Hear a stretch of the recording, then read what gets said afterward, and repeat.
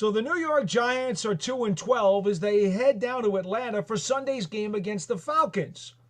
It just so happens that Atlanta is going to have rookie quarterback Michael Penix at the controls as veteran Kirk Cousins has been benched. How will that affect the dynamic of this game? And what are the chances of the Giants finally ending their losing streak? Let's talk about it next on the Big Blue Breakdown Live.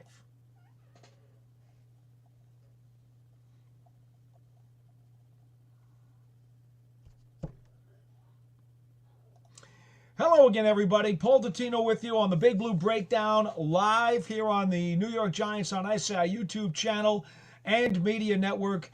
So glad you could join us once again as we are here usually every Monday night at 7:30 p.m. Eastern Time to talk New York Giants football. As always, at the bottom of the screen, you'll see the crawl there if you'd like to get in with a video call, an audio call if you want to black out your camera, or you just want to go to the chat over on the right-hand side. We'll be very glad to take your questions and comments as we talk all things New York Giants. Now, a couple of things just want to get out of the way because the Giants had practice today. Today's Wednesday, and as you folks know, Monday's a treatment day, and they do some of their things with the injured players. They try to get themselves rehabbed and back on track. They'll have a team meeting. They'll go through corrections from the previous game. Tuesday, the players are off, and then Wednesday, they begin practicing for the upcoming opponent. So why is that important? Well, we found out today from Giants head coach Brian Daboll that Drew Lock is going to be the starting quarterback once again. He apparently is over his sore left elbow and his sore left heel. Now, it's important to note he's a righty. So the left elbow that's sore on his left side, not necessarily that important anyway, but the heel is certainly important as he has to be able to run and drop back and set up in the pocket, so forth and so on. Talking to Drew Lock today, he said he never could have made it to the Baltimore game last Sunday. They listed him as the third emergency quarterback, but he said he really was in no condition to play. The boot had come off. Remember, he had gotten hurt the previous weekend against the Saints. The boot came off on Friday morning. He was listed as the third quarterback behind Tommy DeVito. Who am I forgetting now? That's right, Tim Boyle. It's been that kind of year, folks. Giants with 4 different rotating quarterbacks. Tim Boyle, no disrespect intended. He, of course, was the guy who came in with 1 play left in the second quarter after Tommy DeVito suffered a concussion, and then Boyle had to finish the game. All right, so here's the deal. Lock's going to start Sunday. DeVito has a chance. He's in concussion protocol, according to Brian Daboll, and he is progressing. He has a chance to still potentially be the number 2. If he can't be, then Boyle will be the number 2. DeVito was limited at practice today, so that's where the quarterback situation stands. Now, a couple of things very quickly to get out of the way. Guys who did not practice today because of various injuries: Brian Burns, Bobby Okereke, Patrick Johnson, Stroman, the corner, and Stinney, the backup left guard, who obviously now has become the starter since John Runyon's already on injured reserve. Now, Stinney is also in concussion protocol. They are hopeful that he's going to be cleared by the time the game comes around. If not, the Giants will need to insert another offensive guard. Brian Daboll said today that Jake Kubas will take a bunch of snaps at guard during practice this week as the Giants prep for Atlanta. DeVito was limited today while in the protocol. And, of course, you know, there's a whole other guys listed, a whole laundry list of guys who were limited because of bumps and bruises and so forth and so on. We're not going to go through all of those right now for you. It doesn't make sense. But I will tell you, their star player, the one who grabs most of the headlines, Malik Neighbors, he was limited today. He's probably going to be on maintenance snaps for the rest of the practices this season. He's got a sore hip. He said today he's going to just have to keep fighting through it, and he does plan to play on Sunday. Neighbors also, by the way, was asked about how he's closing in on a bunch of team and NFL rookie records for receivers. He says he is aware of those, and he plans on making the catches that he needs to make to vault ahead of everybody else on those respective records lists. So that pretty much gets you caught up on the status of today's folks coming out of the practice. The Atlanta Falcons, I do want to add, we know the Giants, by the way, have lost 9 in a row to get to 2-12, and that does tie the franchise's longest ever losing streak. The Falcons are 7-7, and it's interestingly enough that they finally snapped a 4-game skid by beating the Raiders the other night by the count of 15-9. Now, the thing about this is that Kirk Cousins had not thrown a touchdown pass in a month and had a whole slew of interceptions. It was not pretty. And even though they finally won this game and snapped their skid, and Cousins was able to navigate through the woods, he still didn't look very good. And so they have decided that the Falcons have decided that they're going to go with first-round draft pick Michael Penix out of Washington. Played a bunch of years at Indiana, then transferred to the University of Washington, and, of course, wound up being picked in this year's draft. He has seen action in only 2 games this year, that being against Seattle and Denver, 3 for 5 for 38 yards, no touchdowns, no picks, and he has been sacked once. Does not have any scrambles or any rushes from scrimmage, and now he is going to get the call. Now, what can we tell you about Penix for those of you who don't remember? Some of the things that we wrote down about him at the Combine: has a cannon of an arm, can throw laser beams anywhere on the field, can make all the throws and in tightrope fashion. He is a pocket passer. He goes through his progressions very well, and he's got very good vision. Problems that he had coming out of school, and these were things that people were worried about when they thought about him as an NFL prospect. Accuracy issues. Even when he does hit the target, the ball placement is not great. We've had that conversation about how important is that or not important is that, depending upon how you want to look at it. But those are certainly 2 issues for him. And the other thing is when he faces pressure in the pocket. Washington was a terrific team for him the last couple of years, as both times he threw for over 4,000 yards. In fact, he threw for over 4,900 yards last year with the Huskies before he came out of school. So as prolific a passer as you could want, I believe had over 30 touchdown passes in each of those 2 seasons while he was with the Washington Huskies. So there's no question about his productivity in school, but there were certain things coming out that were a little bit worrisome. His release point as well, a lot of times, is very low, which in the NFL is going to get passes batted down, et cetera, et cetera. It could be an issue for him. So he was not a perfect prospect by any means, and that's why he was not one of the top couple of quarterbacks taken in the draft. Nonetheless, he was taken by the Falcons, and now that Atlanta has lost control of its own destiny, because they could win out but still lose a playoff tiebreaker to the Tampa Bay Buccaneers, they apparently have decided to move off of Kirk Cousins and see what Penix can do. So it's going to be very interesting to see how this rookie does in his first NFL start against the Giants on Sunday. Brian Dable said today that in dealing with this change, obviously the Giants know all about Cousins. I mean, heck, he played for Washington for all of those years and then even in Minnesota. They're going to, and have already, scouted Penix's college tape and his preseason tape. Dable said right now, when you look at Penix and preparing for him in his first start, you have to prepare for his skill set. You look at his talent and his abilities, and you prepare more for that than you do the scheme of what the Falcons present.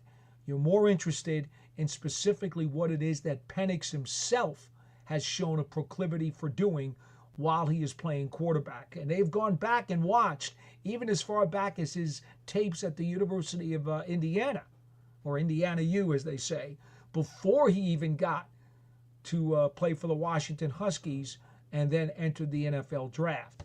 So they've got a body of work and a body of tape that they've already gone through and they continue to go through. But it ought to be interesting to see exactly how the Falcons play it. I mean, if you're Atlanta, just to give you a little bit of an idea of what's going on with this team, we know they've got Bijan Robinson, and he's over 1,000 yards on the season. In fact, he's top 5 in the NFL in the rushing race. And Tyler Algier is well over, over 500 yards and averaging nearly 5 yards a carry. So they've got a really good 1-2 punch running the football. It's really how they've gotten to 7-7 because Cousins has been very up and down. There are a lot of whispers that think that Cousins actually may be hurt. And that's part of the reason why he has been so inconsistent. A lot of reports out of Atlanta indicate that, he may wind up just being 1 year and done with the Falcons. They did spend an awful lot of money to bring him in. Robinson has 4 100-yard games. Algier has 1 against Carolina. He ran for 105 yards in that game. But, here's the point.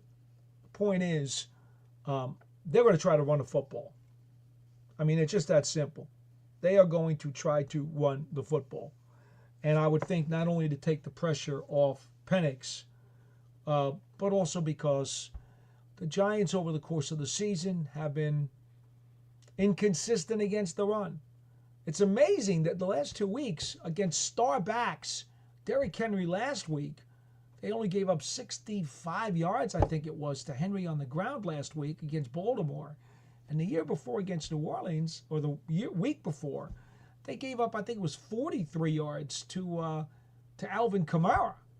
Now last week, the number was up around 170 on the ground because Hill also ran the ball, and obviously Lamar Jackson ran the ball.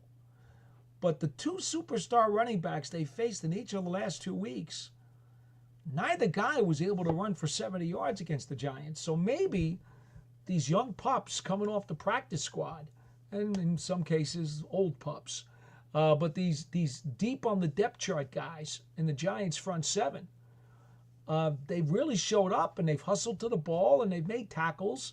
And 2 superstar running backs had trouble not even getting to their season averages per week in the last 2 games against the Giants. So I don't know. Can they keep that up? Can they control the Falcons' 1-2 punch in the running game and put the game in the hands of Michael Penix? Wow, that would be really interesting because we're then going to find out right out of the box with all kinds of pressure on this kid what he's going to be able to do. It's an unknown quantity for sure. All right, so that's where we're at. Oh, by the way, I did want to add one other thing. So Locke, in getting back in the lineup, I asked him today from the kind of cameos that he already had in the past month, and then sitting back and being able to reevaluate what's the one thing, the one box you have to check, that you really are concerned about getting back onto the field. And he said it was about being more precise in his footwork in the pocket and out of the pocket as he surveys the field and goes through his progressions and then delivers the ball. You wanted to be more precise in his footwork is what he told me. That's his number one priority going into the game down in Atlanta. One other news item. The NFL, as you guys probably know, finally released its Week 17 schedule yesterday. So as you look at your 2024 New York Giants schedules, you will notice the game against the Indianapolis Colts, which is their home finale, will be played on Sunday, December 29th, not on Saturday, December 28th, which would have been the anniversary of the greatest game ever played, the overtime loss in the NFL championship game to the Baltimore Colts back in 1958. That game was on December 28th. The league, not opting for the nostalgia angle, decided that they would pick 3 other games to play on Saturday. So the Giants' season finale at home, or the home season finale, I should say, will be Sunday, December 29th, 1 o'clock kickoff against the Indianapolis Colts. And that will close out the MetLife schedule for the Giants this year. And then the following week, they'll head down to the Link to take on the arch rival Philadelphia Eagles in Philly. So that takes care of business in terms of what we needed to kind of get out of the way with in terms of relevance. And now we can go over and head to your chats. All right, G-Men, first guy up. Long-time season ticket holder. This has been more than mentally draining season. I get it. There's been a few of those lately. Half of my beloved section in the Coaches Club is contemplating selling their tickets. If Shane and Dave's continue are brought back next season, I have to ask you, what is your reaction to the planes flying over MetLife, and that there is more to come the next home game versus the Colts? Thank you for all you do. Well, thank you, G-Man, not only for your interest in what it is that I do, but also tuning in and chiming in during the program. Look, I've said all along, I've been doing this now for 42 years. I've seen the good, the bad, and the ugly. I lived through the Yale Bowl years, okay? I knew what it was to go from 1964 through 1980 until the Giants got back in the playoffs in 1981. I'm very much aware of that dark period in Giants history that went 15 years without a postseason berth. At least this time, since 2011 and that win in the Super Bowl, we've gone now, 13 years? And at least the Giants have been to the playoffs twice, in 2016 and in 2022, and won a road playoff game against a heavily favored Minnesota Vikings team. So if you're asking me to compare the dark era, including the Yale Bowl era in 73 and 74 and Shea Stadium in 75, to this era, there is not much comparison. That was a lot worse. So that's the first thing that I would say. And if you're a longtime season ticket holder, perhaps you remember. I never went to a Giants game at Yankee Stadium, but perhaps you do, G-Men. Perhaps you do remember those days. Perhaps you were at the Yale Bowl. I did see Giants play at the Yale Bowl. I did not see them play at Shea Stadium. But again, if you remember that dark age of Giants history, that was rough. That was really, really rough. Not that this is not. Okay? So do I understand the frustration and the ultra disappointment in a team this year that had a roster that was certainly good enough to be a 500 caliber team and potentially, in a position where right now we should still be talking about scoreboard watching? Sure. It's a tremendous letdown. And I certainly understand any fan who feels that way. And every fan who either buys a ticket or feels bummed has an absolute right to feel that way. I don't know how else we could talk about it. It is what it is. So yeah. Now, I will tell you this. The 1983 Bill Parcells Giants were 3-12-1. They had a bunch of aging players on that team. They had over 24 injuries of guys that were put on the injured reserve list. Now, how is that similar to this team? Well, ton of guys on the injured list. That's true. They've had to go very deep into the depth chart. That's true. This team is 2-12. That one was 3-12-1. Okay, similar records for sure. That team, Bill Parcells in his first season as a head coach took Scott Brunner as his quarterback. That didn't work out so well. He later on would say he made the wrong choice and then installed Phil Simms as the quarterback. And so during that offseason, as we all know, there was a real chance that George Young was going to fire Bill Parcells after just 1 year at the helm at 3-12-1. George Young showed patience, did not pull the trigger, told ownership, don't think we should do it, after a potential flirtation, so to speak, with Howard Schnellenberger. You guys remember him, former college coach, University of Miami. And it was decided to stay the course with Bill Parcells. Well, in April of 1984, Scott Brunner was traded to the Denver Broncos. Giants got a mid-range draft pick, I believe it was a 4th rounder, and they used it to pick Gary Reasons. And I think all of you will remember what a fine career Gary Reasons had with the Giants, including 2 Super Bowl championships. But anyway, I digress. The point is, they traded Brunner to Denver and decided they were going to go with Phil Simms, who to that point had very inconsistent performances, since he had been drafted in 1979, had been injured multiple times, had asked to be traded more than a couple of times, and the fans had already decided that he was a bust. And Parcells decided that Phil Simms was going to be his guy. So even though he was pretty much a big question mark, Parcells said to him, you go out there and you rip it. Let it go. Just be your guy, be you. Go out there, play football, and rock.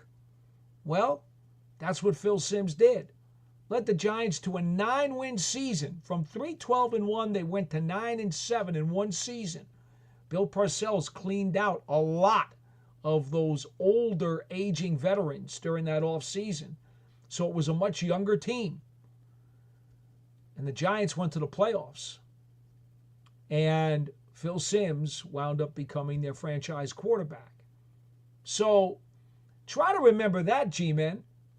If you've been a fan for a long time, you certainly know that story. I pretty much recited it now for those of you who may not have been Giants fans at that time. But that's the type of potential we're talking about here with this team. The Giants right now have a very uncertain quarterback situation, which they had in the offseason following 1983. They are coming off a horrific record, which they had in 1983. The coach was under tremendous heat, as the coach is under a lot of heat right now. There are certainly a bunch of similarities. Now, what's not so similar? Well, here's what's not so similar. And, oh, by the way, remember, that bad 1983 team, 2 years earlier in 1981, the Giants went to the playoffs and won a playoff game. Well, 2 years ago, this Giants team went to the playoffs and won a playoff game.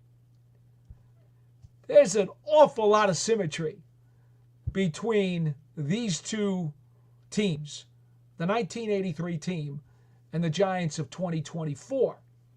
Now, what's different and what should give you more optimism and more hope? Well, that's pretty simple. This Giants team of 2024 has already cleaned out a lot of the older, aging veterans who were significantly on the down. Parcells and Young had to do that in the offseason between the 83 and the 84 seasons. This team doesn't really have to do a whole lot of that. This is one of the youngest teams in the NFL. They've got a slew of players from the draft from the last 3 years, all who have, the ones who are still here, and most of them are, who have upside and have a lot of talent to give and are still, as they go through their growing pains and their maturing processes, present the Giants with a lot of promise that many better days are ahead. Just talked to Tyrone Tracy about that today, as a matter of fact, about how him and Malik Neighbors are a really nice 1-2 punch. They both may wind up with over 1,000 yards from scrimmage this year, and they could be the core of the wide receiver room and the running back room for many years to come. And Tracy said there's no question that those two guys feel it, but he said don't discount the rest of this rookie class because these guys are all going to be a core. Look at the guys I came in with. Look at Nubin and look at Drew Phillips, and look at Theo Johnson and look at Murisau. Look at these guys. These guys are all doing really good things. And why would we feel otherwise? He's like, this core, man, we got a lot of really terrific young players, and this horrible season, he didn't use the word horrible, he said this tough season has taught all of us an awful lot. The experience that they are gaining from this year, going through the valleys together, is something that is driving them and helping them learn about the process of maturing as a professional player.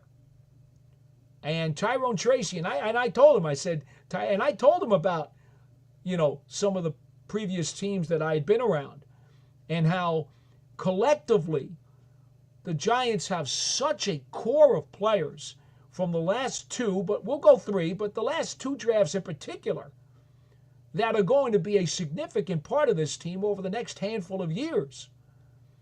And there's a lot of upside there. And they're all going to grow and learn together and produce together. And when a bunch of these guys bust out next year and really put forth their best foot and show you the kind of players that they really can be once they have totally matured and gotten over all of their rookie glitches and gotten through all the growing pains and they really get it, there's going to be a lot of people surprised about how the Giants quickly turn this thing around in 2025. The franchise is in much better shape than a lot of people believe right now. But it's easy right now to kick the horse when it's down because not only have the Giants given away so many games to charity, then they've also, as the snowball has continued to build and roll downhill, had more and more injuries and circumstances in addition to the quarterback puzzle that has left them in what right now is a dreadful situation. But here's what Tyrone Tracy and I agreed to agree on. When we ended our conversation today, I said, Tyrone, a bad team is not necessarily the same as a team with a bad record. And he understood exactly what I meant. This team has a bad record. It's not necessarily a bad team. A bad record does not equal a bad team. They can be two different things. And so that's where it stands right now, in my opinion, and in the opinion of a lot of people in that locker room with the New York Football Giants. So that's what I would say, G-Men. I've kind of gone along with this answer, but I felt you deserved an honest and complete and thorough answer. That's how I'm approaching it right now. I'm looking at this and I'm trying to see which of the depth chart pieces are salvageable as they move forward. We know a bunch of the starters are. I mean, Dexter Lawrence, we know they're moving forward with him as a core piece. But what you got to find out is now, is there anybody else, behind him who is worthy of being part of this train as it pulls out of the station next year? That's what you got to find out. DJ Davidson went and got hurt. That doesn't help because he was one of those young guys that they were hoping would ascend. I mean, that Meadowlands injury bug, man, I tried to spray pesticide, but I didn't have a can big enough to scare it away.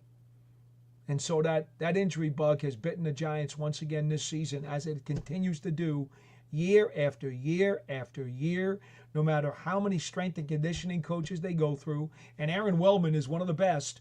He was here when Tom Coughlin was here, and he did a great job with the availability of the players then.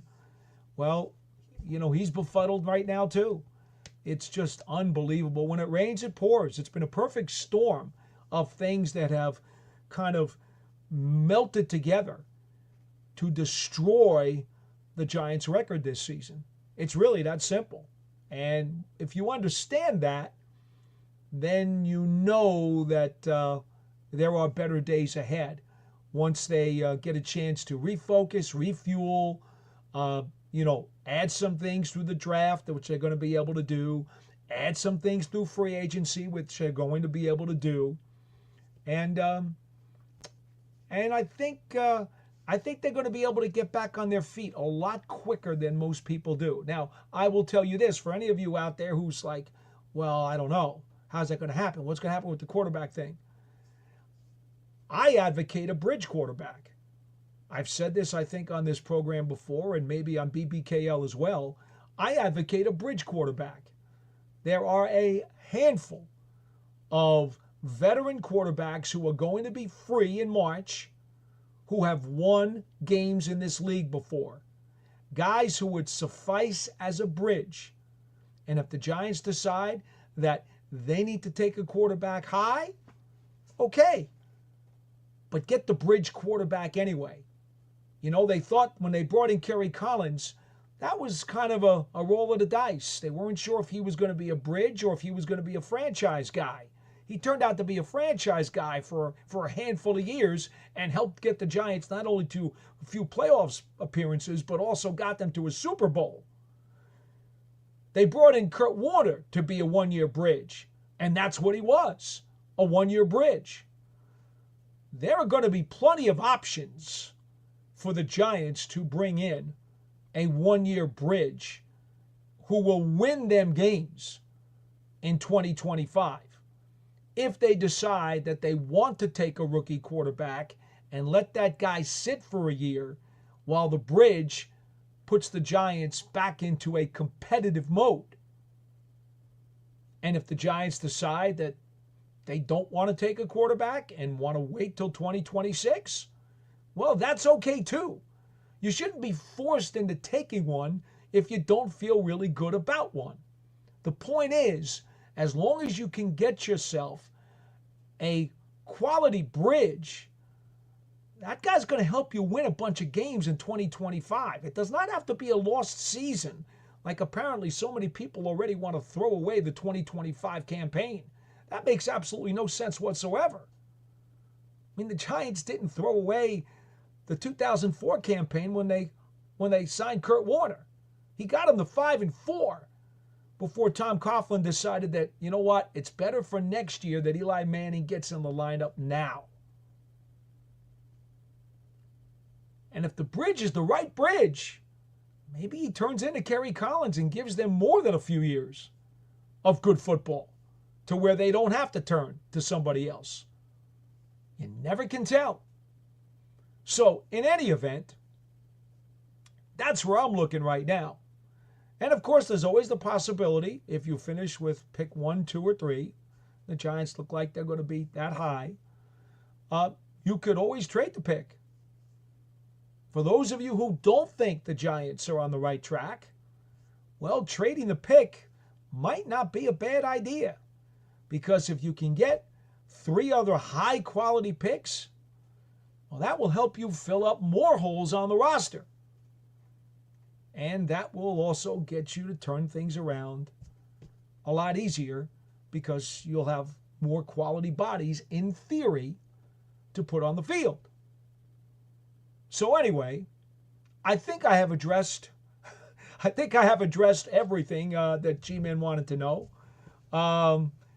As far as more to come, next home game versus the Colts, I have no idea what we're going to see, other than the Giants and the Colts will be on the field on Sunday, December 29th for a 1 o'clock kickoff. And I will be there for the pregame show and the postgame show, as I always am. And I hope it doesn't snow, and I hope it doesn't rain, because I do prefer dry weather when I go to the games. So, G-Men, thanks for chiming in. Appreciate it, as always, and have a great holiday. Big Blue, one of our loyal folks who always is here to enjoy the program, says, I like the way TB12 led the receivers to the ball. Plus how he answered your question on the playbook in the locker room.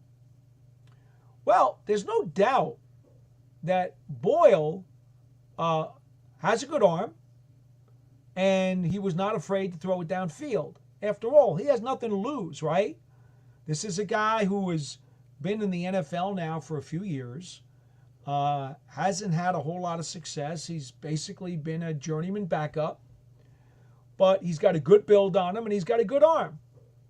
So he goes out there in this situation with nothing to lose at all, so he can throw caution to the wind and just go out there and just start flinging it around. Now, to his credit, he threw a few nice passes. Absolutely. I would agree with that. I love the fact that he threw the ball to Malik Neighbors, who twice drew pass interference calls downfield. I thought that was pretty significant. That said something, because we've always talked about this, right? Neighbors is only averaging 10 yards a catch. That's not an impact player. Neighbors was brought here as a can't-miss impact player. You have to average a heck of a lot more than 10 yards a catch to be that way. And yet, they continue to rely on yak yardage out of him, throwing short stuff. They haven't really thrown the ball deep to him nearly as many times as one would hope.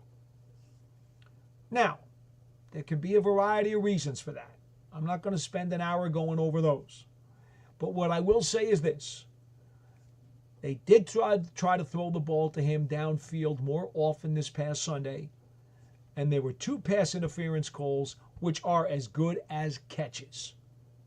Now, Neighbors doesn't get credit for them. He doesn't get the yardage on his stat sheet, doesn't get the reception on his stat sheet. But he did draw 2 pass interference penalties downfield. And that is a good net result for the Giants offense. The other thing I liked about what happened in the game, and this is now 2 weeks in a row in the second half, that Malik Neighbors has shown the kinds of plays that an impact receiver can make. He made a terrific adjustment. Boyle got blitzed, had no time to get rid of the ball, and he just fired the 23-yard touchdown pass down the right sideline. He put it up as a 50-50 ball, as a jump ball, and it was a tad underthrown. So in effect, it almost turned out to be kind of a back shoulder throw because it was down the right sideline, just inside the right pylon at the front of the end zone. And Neighbors made a terrific adjustment on the ball, came back, turned, caught it against Desmond King, if I do remember correctly. Touchdown Giants. That's what needs to happen. The Giants, they've had enough trouble making routine plays this year, okay? I've got their drops based on my judgment and tape review at 41, which leads the National Football League. Some other people have them, I believe, at 34. It's not a tremendous difference, but I grade drops very harshly, all right? I've had receiver coaches talk to me, and like this is how we do it. And so I've adapted a harsh grade for drop passes. 41 for the Giants this year. That's just not acceptable. But that's what it is. In fact, let me just pull up my chart. I want to make sure that I got all here in the laptop. I would show you the chart. Oh, can you see that? No, can you see that? There we go. I would show you guys my spreadsheet, but then, you know what they say. I'd have to get rid of you because nobody gets to see the stuff in this laptop. The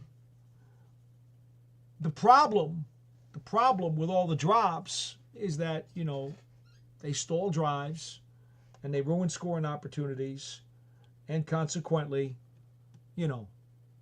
what you now have is an offense that is ranked at the bottom of the NFL. But anyway, the point is The Giants have had enough trouble making routine plays all season on offense. It's kind of a lot to ask them to make plays above the X's and the O's. But that's what Neighbors has done in the last 2 weeks in the second halves of games. Neighbors has started to make plays above the X's and the O's. That's a good sign. That's a very good sign. So, as I call up my spreadsheet, it's 37 drop passes I have for the Giants. 37. My memory was a bit off. And over the course of the last 4 games, they have 2, 4, 6, 10. They have 10 over the last 4 games since they got back from the bye week. And DeVito and Locke and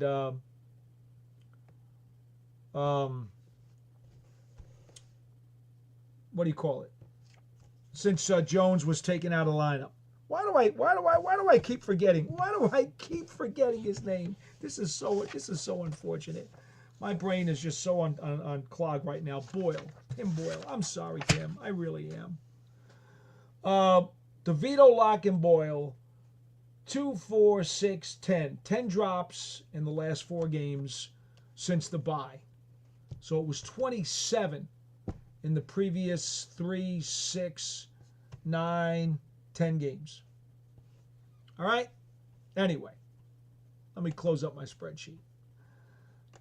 I don't know if I'll have to get that out later, so maybe we'll just leave that on.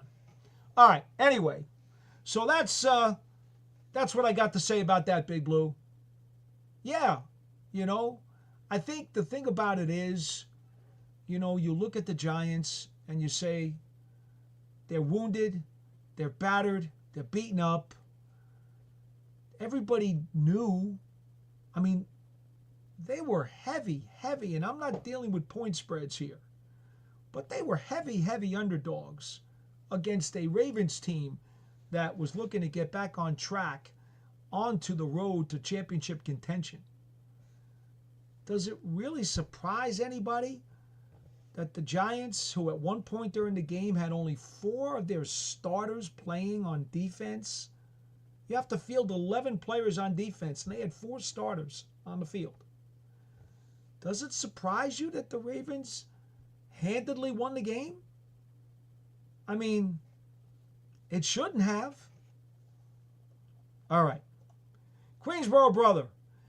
Never knew a Raven coming off a bye can cause so much damage to a Giant. It was difficult to watch. Yes, it was. I'm not going to tell you it was fun. But honestly, welterweight goes in against a heavyweight. How likely is it that the heavyweight's going to knock out the welterweight? Pretty likely. That's what happened. Tank Parnam. What do you think about Giants PR calling the Talking Giants podcast, asking him to cut out the Shane firing content? I have nothing to do with that. I worry about the X's and the O's and the tape and the players on the field. The off-the-field stuff, that's drama. It's soap opera stuff. Not my jurisdiction. I prefer to chew on the X's and the O's. It's a lot more fun that way. Aiden Fake says, got to stop Bijan Robinson. Well, guy's got over 1,000 yards rushing this year. He's 5th in the NFL. Yeah, you're right. I don't know if stop is the right word, more like contain. Like what they did to Henry last week, like what they did to Kamara the week before. Try to contain them. Stop. That could be pretty hard. But, what we don't know is what is what is Penix going to do in his first start? We've seen rookies come out and on occasion, they've come out in their first ever start and really light it up. And then on other times, we've seen them have tremendous problems. So, again, I don't expect Penix to throw the ball an awful lot in this game, but when he does, he had accuracy problems at Washington with the Huskies, and especially when pressured.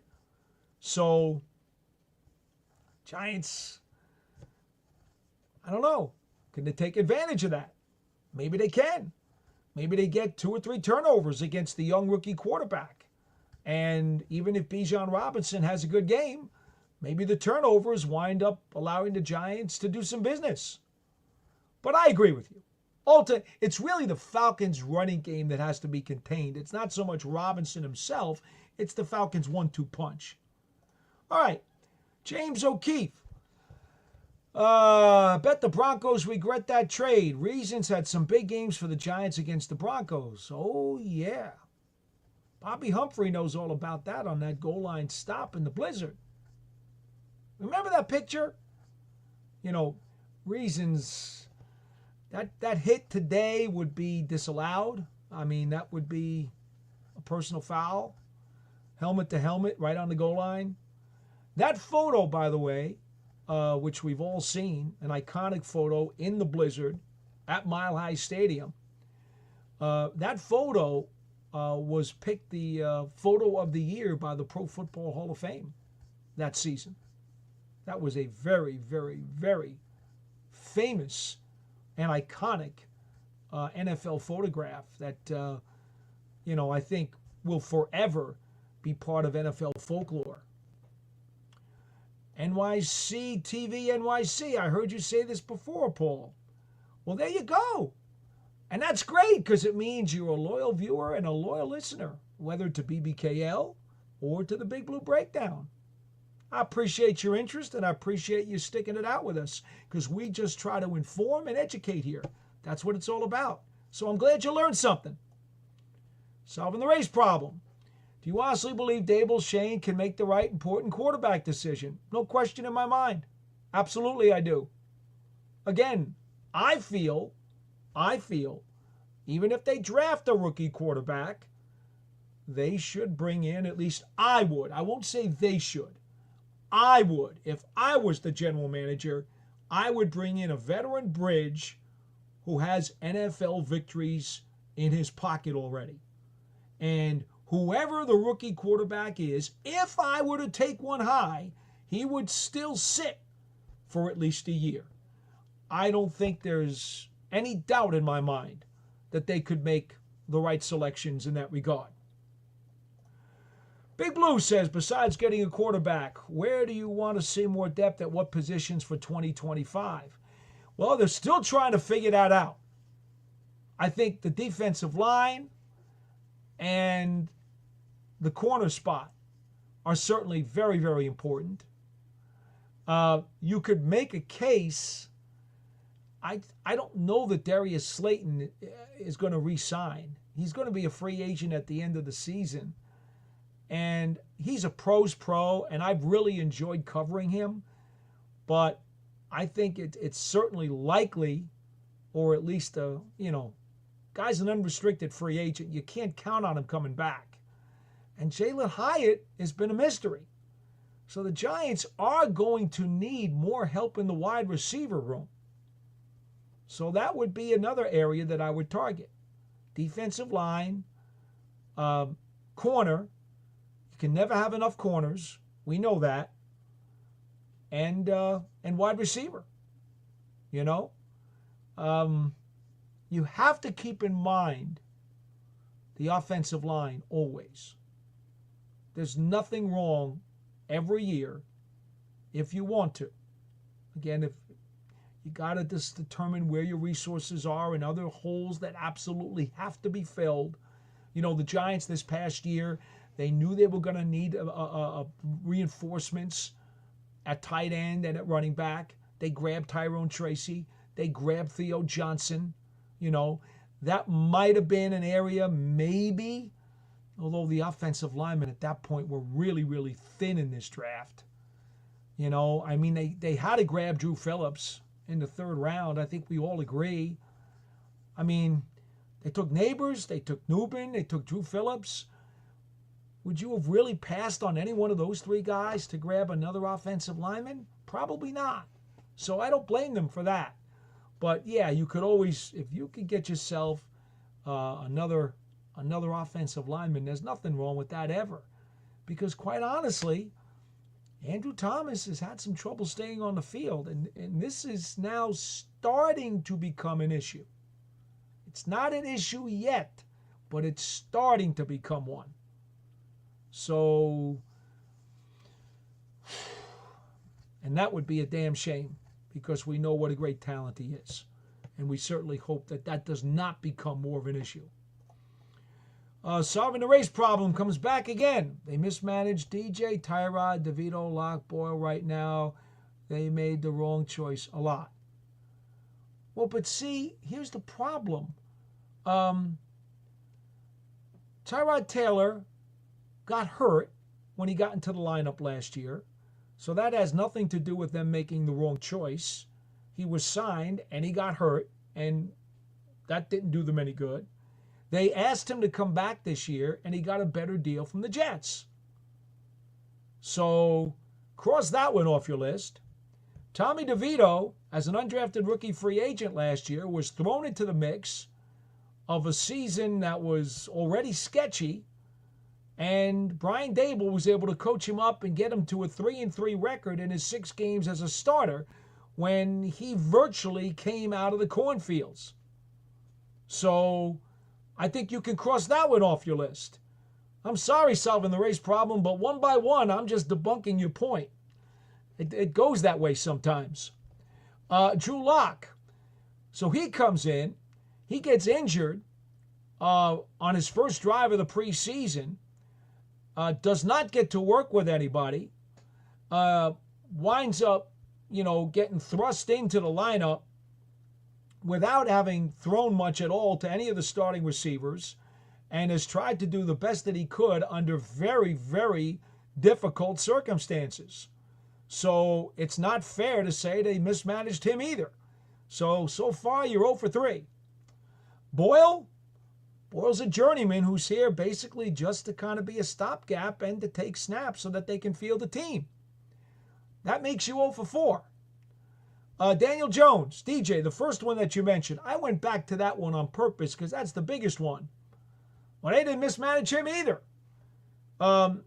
He did what he did in the playoffs, earned the contract that he got, and then the team in the first half of the season, when in the first 6 weeks of the year, he had 4 terrific games, 1 pretty good game, and 1 bad game. And the Giants, unfortunately, were 2-4 because they were too busy dropping passes, having kickers get hurt because that then resulted in no field goals and no extra points, and committing penalties at the most crucial time, to where this Giants team, while Daniel Jones was here, you could argue gave away at least 3 or 4 games to charity. Then, after they got into the hole and the quicksand started filling up the hole, then Daniel Jones had a 4-week stretch during which he only played well really once.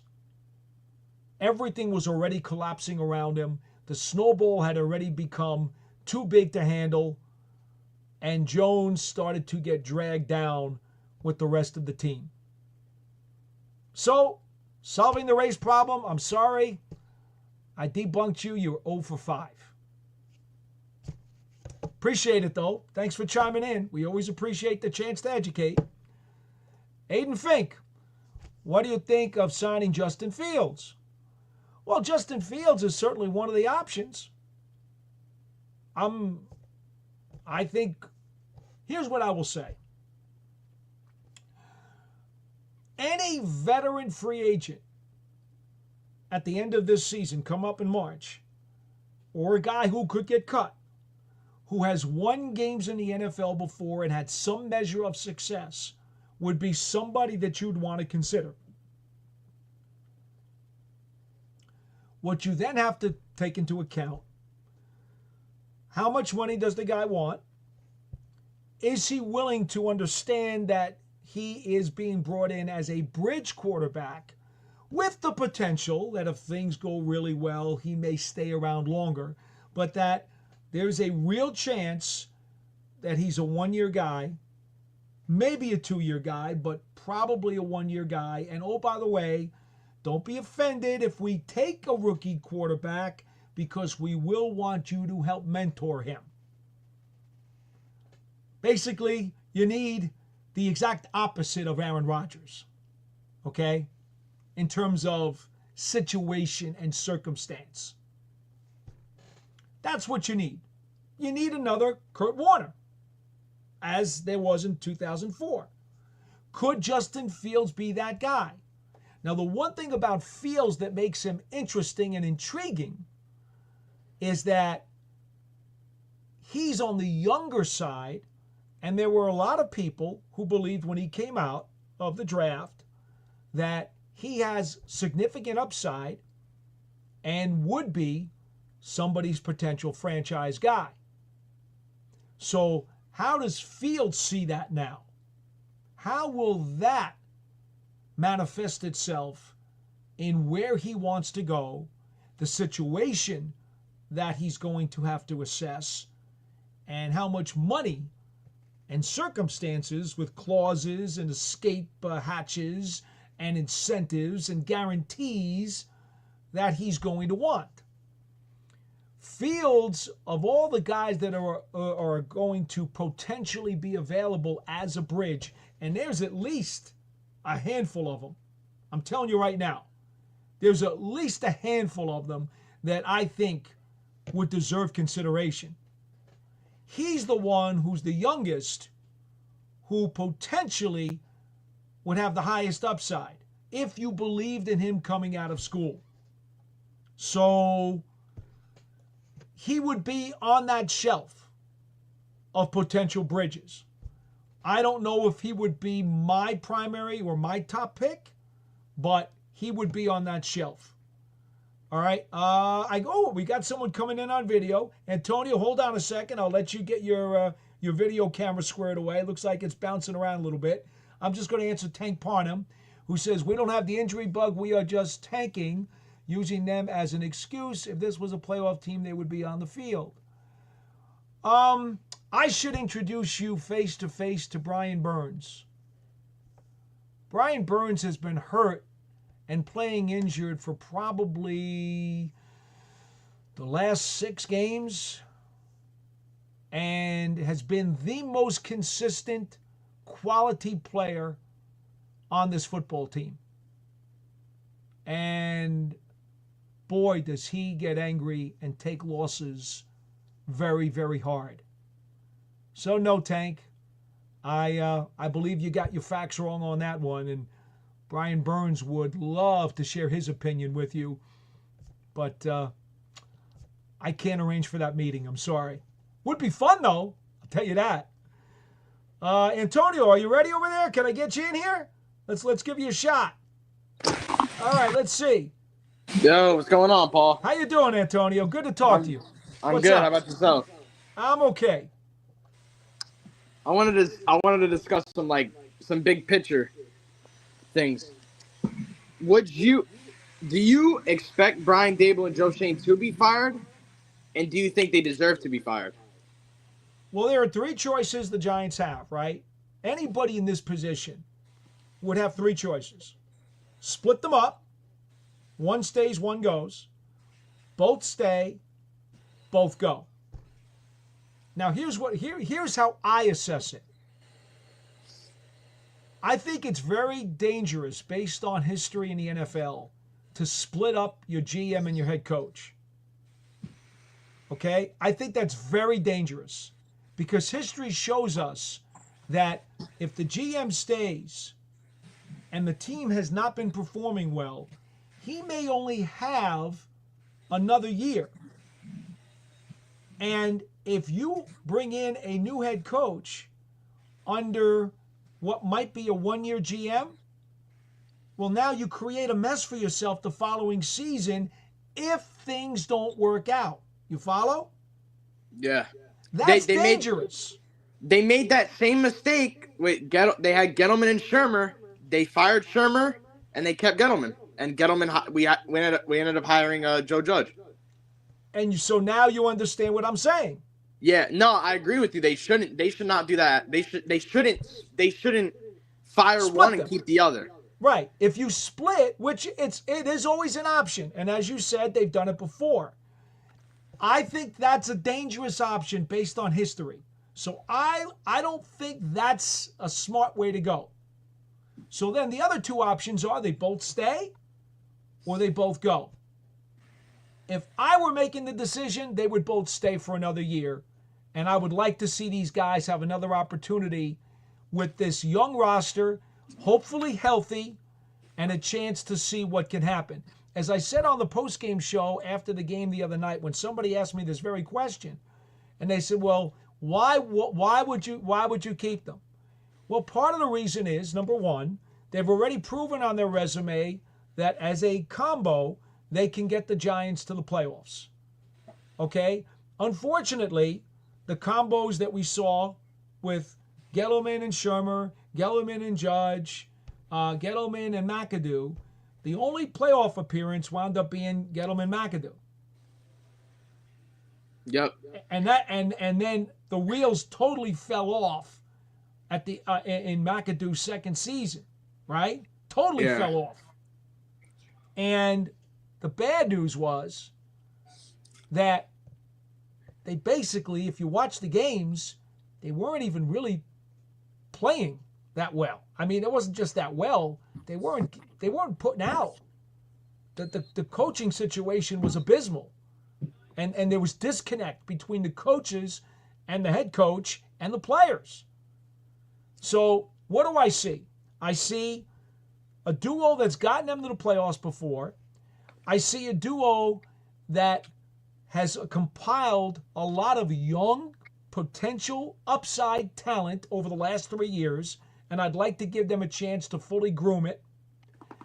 I also see a scouting staff that was totally overturned and rebuilt, and only this year, believe it or not, in year 3 is truly what Joe Schoen wants. It took him a couple of years to truly overturn the whole personnel department to get it where he wanted. So I think he deserves another go at this because it's not been enough time to truly evaluate. And then the other thing is, too, they were in such cap hell that, he needed a chance, a fair chance, to really try to maneuver something with a decent amount of cash at his disposal. So I see all those things, and then I add an item to Brian Daboll's side of it, which is I'm around these players every day. I see them practice, and they do. They're not goofing around. And I see them in the games, and I'm on the sidelines, and I'm there by the bench. These guys are absolutely playing their butts off. Now, they're like a half a toothpick right now going up to the plate trying to hit a 100-mile-an-hour fastball. Legitimately, they don't have a lot to offer right now, but they're giving it everything they got. And they came back and fought and tried to overcome Dallas, got it to within a score when everybody was like, oh, this is going to be a blowout. Well, they came back and made it close. The Saints game, we already know what happened in the Saints game. Unfortunate confluence of events. They should have won that game. And then, despite the fact that everything went against them, what did they do? They came back. They got it to the last drive. They kicked the field goal to send it to overtime, and it gets blocked. You're going to blame the coach for that? You can't do it. Not if you have any rationale about you. It's got to be, to me, it's not a hard answer. They have to come back. I feel like the bar needs to be raised higher. They've been competitive in some games. And I agree with you. And I agree with you on that. But I don't know. I just feel like that's a very low bar. Like, at the end of the day, we're talking about a professional football team that's being competitive. Like, I feel like that only takes you so far. Well, Antonio, here's what I would tell you.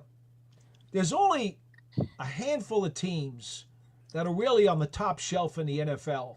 There's a huge chunk of teams that are mediocre. I call it the quicksand of mediocrity. This is not, okay, this is not your dad's NFL anymore.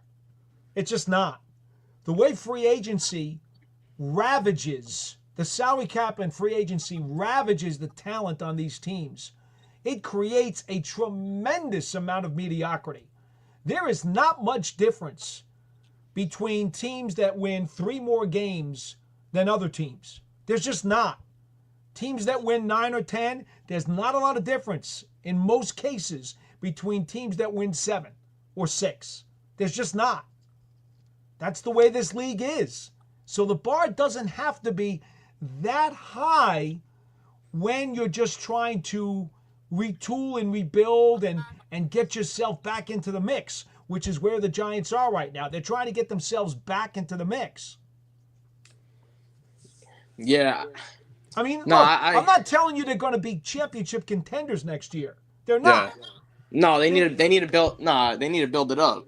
Everything is a 2-step process in this league. It can't be a 3-step process anymore because you don't have enough time. Okay? Nobody gets enough time to do a 3-step process. It used to be, years ago in this league, you were struggling. Then, okay, now you're competitive. Then, now, oh my goodness, now you're a playoff team. And then, now, like the 1985 Giants, you had to get your comeuppance in the playoffs until the next year. Now you go and you win the Super Bowl. It used to be a 3-step process. Because of the cap and free agency, it's not that anymore. Now you go from a struggling team, okay, into that huge pool of quicksand, of mediocrity, of which you may be a playoff team or may not be a playoff team. And then from there, if you've caught a lot of good breaks, you've got health, you've got some good signings, you have a few all-pros, all of a sudden now, boom, you get out of that quicksand, and now you're the Kansas City Chiefs. You're the Buffalo Bills. And now you're one of those teams that we don't got to worry about the quicksand. We don't even have to put boots on because we're not stepping into quicksand. That's the way it is now. The league has changed. So what I'm telling you is, with the Giants, based on where they are now, they got to get into that huge middle part of the quicksand, which, again, you can be a playoff team and still be in the quicksand. I'm not telling you they're going to be the Chiefs next year. I'm not telling you that. But there's no reason why they can't be a 7, 8, 9 win team in 2025. There's no reason at all. Is it fair to say that, like, Joe Shane's drafts, for the majority, besides this year's draft class, has a lot of potential. I've seen it this year. Mm-hmm. But speaking about him in terms of the majority of his draft classes, is it fair to say he's had definitely more misses than hits? No, I don't think that's fair. Because, like, for example, go back a couple of years ago when they first got here. 9 of their 11 draft picks are still on the team. Now, half of them got hurt. So they weren't able to necessarily get to the level that they were expected to as soon as they were expected to. You see, what people sometimes miss with draft picks is that not only do you not get the production out of them that you want, but when they get hurt, it also hinders their development process. So not only do you now have to be extra patient to get their production, but you also have to be extra patient to get that development that's going to allow them to get that production. The biggest problem with Joe Schoen's drafts, and remember, the rule of thumb in the league is you got to wait 3 years before you grade a draft class, which means technically at the end of this season, we can only grade his 2022 class. We can't even grade his 23 or 24 classes yet, according to the normal NFL mantra. I feel like that's never the case when they're really good right away. It's not really 3 years when you're really good right away. Well, because there are some guys really publicly that's really who are it's really only when someone's bad, when someone's performing like not at a good level. Well, when guys come out and if they immediately rock it right out of the box, yes, you're absolutely right. You can throw plaudits on them a little earlier than you would otherwise do. So that the 3 year thing, it's kind of almost thrown out the window almost if they're immediately successful. Would you say? Well, again, that's a one-way street though. Yeah. You can, although guys have had really good early starts and then kind of petered off. That's happened in this league before. But you're right. It is more common to start throwing out plaudits for kids who immediately produce. And it's more fair to do that because they've obviously shown it right away than to necessarily dump on guys who need the full 3 years to mature. But you still have to give them that 3 years. Now, here's what I would say, okay? The issue with Joe Schoen, and I think this is the most factual issue that you could complain about if you want to take a negative look at his drafts. He has not drafted an All-Pro. The Giants have a slew of rotational players or good starters from these last 3 drafts. But right now, they have not drafted an All-Pro in the course of the last 3 years. That is a fact. And that's where the Giants, in my opinion, if you want to criticize their draft, that's the valid criticism. Is that, you know what? In this 3 draft classes they've got, and that's, you know what? I didn't even count how many guys that was. You honestly didn't even have to go that far. You could have said Pro Bowls too. Not even Pro Bowls. Fine. Which is even less than All Pro. Sure. And that's the issue. That's the issue. They have not hit big time on superstars. That is absolutely accurate, 100% fair, and totally objective. They have not hit on any all-star players in their 3 drafts, the last 3 drafts. They've gotten a bunch of heavy rotational players. They've gotten a bunch of starters. If you're willing to acknowledge that, which you should be, you also have to be willing to acknowledge they haven't gotten any superstars to this point. Now, even though I think Malik Neighbors is an eventual superstar, but he isn't yet. Isn't yet. Yeah, could be, but we don't know. Again, why you have to wait? Kayvon Thibodeau had 11.5 sacks last year. He looked like he was on the verge of, in 2024, maybe busting out to be. There's too much inconsistencies with him. Didn't happen. From a game to game. Didn't help that he missed over a month. The injury, and since he came back from his injury for his surgery, he hasn't been the same player. Yeah, for a 5th overall pick, you want a lot more than what he's given you. Like a lot. Okay, so there you go. Now, is he a starter? Yes. Has he been a good player? Yes.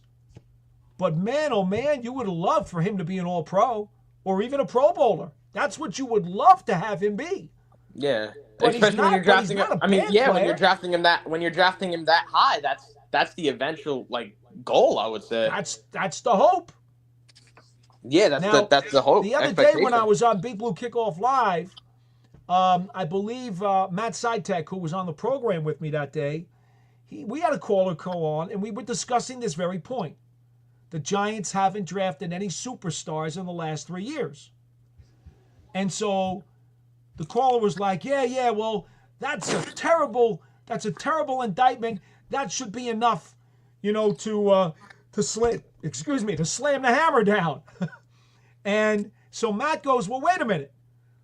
Let me go take a look at these last 3 drafts and how many Pro Bowl players or All Pros have come out of the last 3 drafts.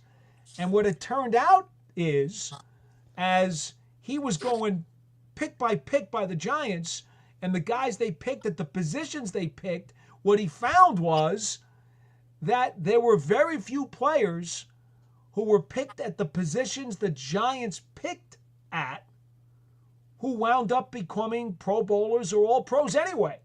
So in reality, they did about as well as they could do given the pool of players that were in those respective drafts. Now, to his point, if there had been a slew of Pro Bowl players, for example, after Evan Neal and Kayvon Thibodeau were picked, if you go back into that draft, fine. How many pass rushing Pro Bowl players came after Thibodeau, and how many Pro Bowl tackles were drafted after Evan Neal? And you would find none. Which is not the Giants' fault. They picked the best guys at those positions. And that kind of changes the whole complexion of the criticism. It's kind of funny. It's kind of funny looking back on it now.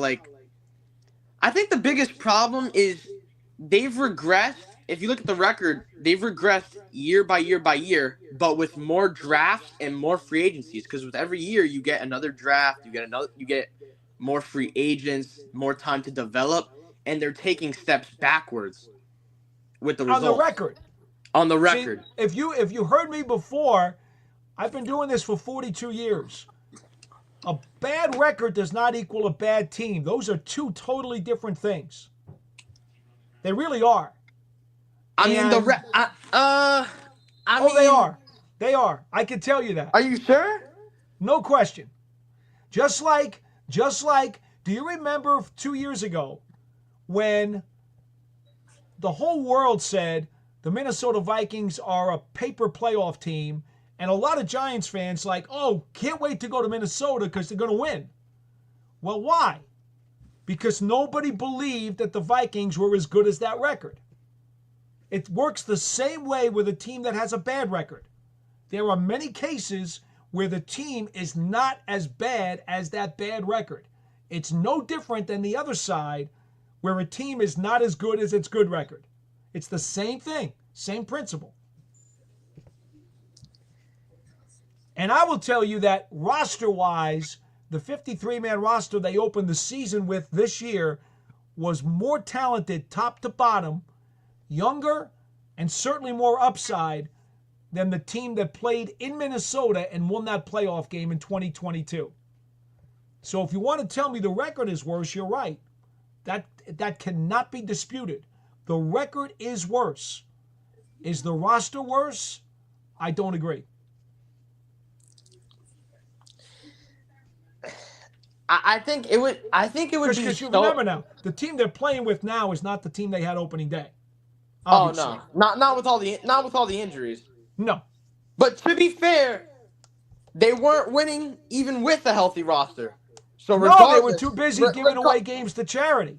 So regardless that. Regardless of the injuries or not, the result was still the same. So it almost kind of didn't matter. Well, it did matter because the result's not changing regardless. So it's almost like it didn't matter. It matters in that you're right. The results were the results. That part you can't change, and that's what the NFL bases playoff teams on. There's a reason they have standings. So yes, absolutely, I cannot in any way dispute that. What I can dispute is the games that were lost in the early part of the season when this roster was intact were ridiculous. Graham Gano getting hurt so that they can't have a kicker against Washington. I mean, he got hurt in the, that was that was crazy. He got hurt in the first. He got hurt exactly. on the now opening. you get the point. He got hurt on the opening kickoff. Like, okay, and so that game was immediately thrown out the window. Immediately, I mean, right off the bat. And then you get Neighbors dropping a ball at the 10-yard line on 4th down with a minute to go. I mean, come on, are you kidding me? This is the kind of stuff. This is why drop passes. What I've said to you, what I've said, Antonio, and I fully believe this. This Giants team has been the most, and I created the word, unclutch. It has been the most unclutch team that you could possibly imagine. Because when the roster was intact and they were capable of being part of the team that would be in the conversation all season, and that would be the first 6 or 7 games. They were good enough at that time to have a winning record. But they were so unclutch with either penalties or turnovers or drop passes. It was ridiculous. And then, of course, they didn't get the benefit of some really rough officiating as well. I mean, for example, later on in the season, they go to Pittsburgh, and somehow the kicker gets plowed into, the punter gets plowed into, and the Steelers run back to kick for a touchdown. You're going to tell me that wasn't a charity from God? Come on. This is what's happened to this team this year. Terrible. No, but going back to the competitive thing, being competitive, like with the Chiefs, for example, people say what the Chiefs are doing right now is luck. But it's not. Luck. You know what luck is, Paul?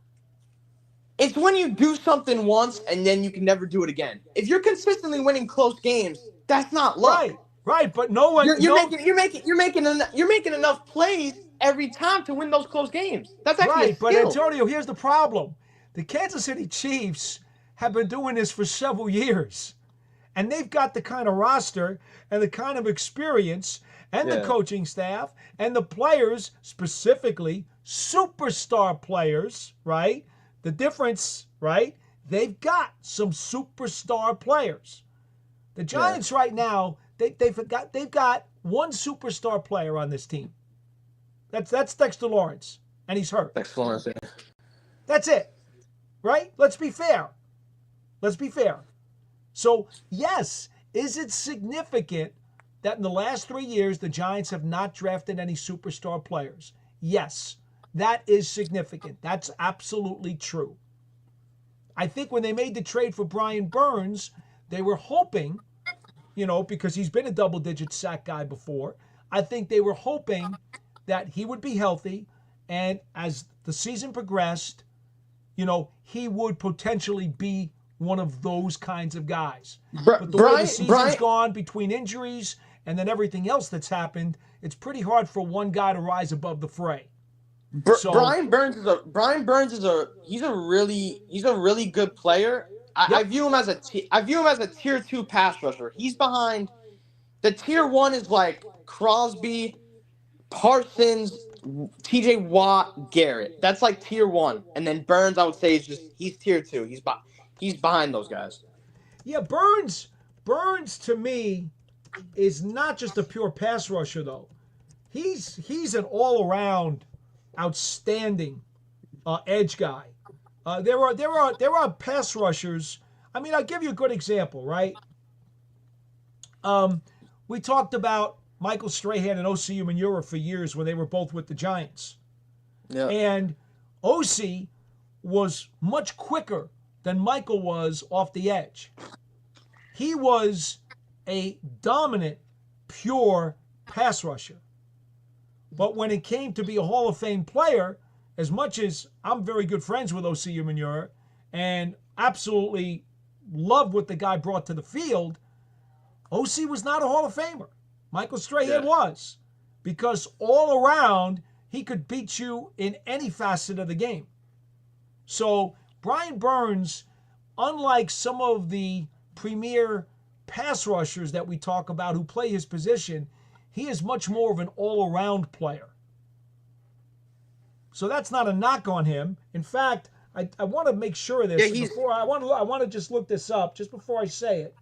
Yeah, in fact, he has been to 2 Pro Bowls. He was voted to 2 Pro Bowls in back-to-back years with Carolina. So, you know, he has been at that level. Long-time captain over there, too. Well, he has been at that level before. He has been at the superstar level. But, again, he's also playing his behind off, fighting through all kinds of injuries right now. And he keeps going out there.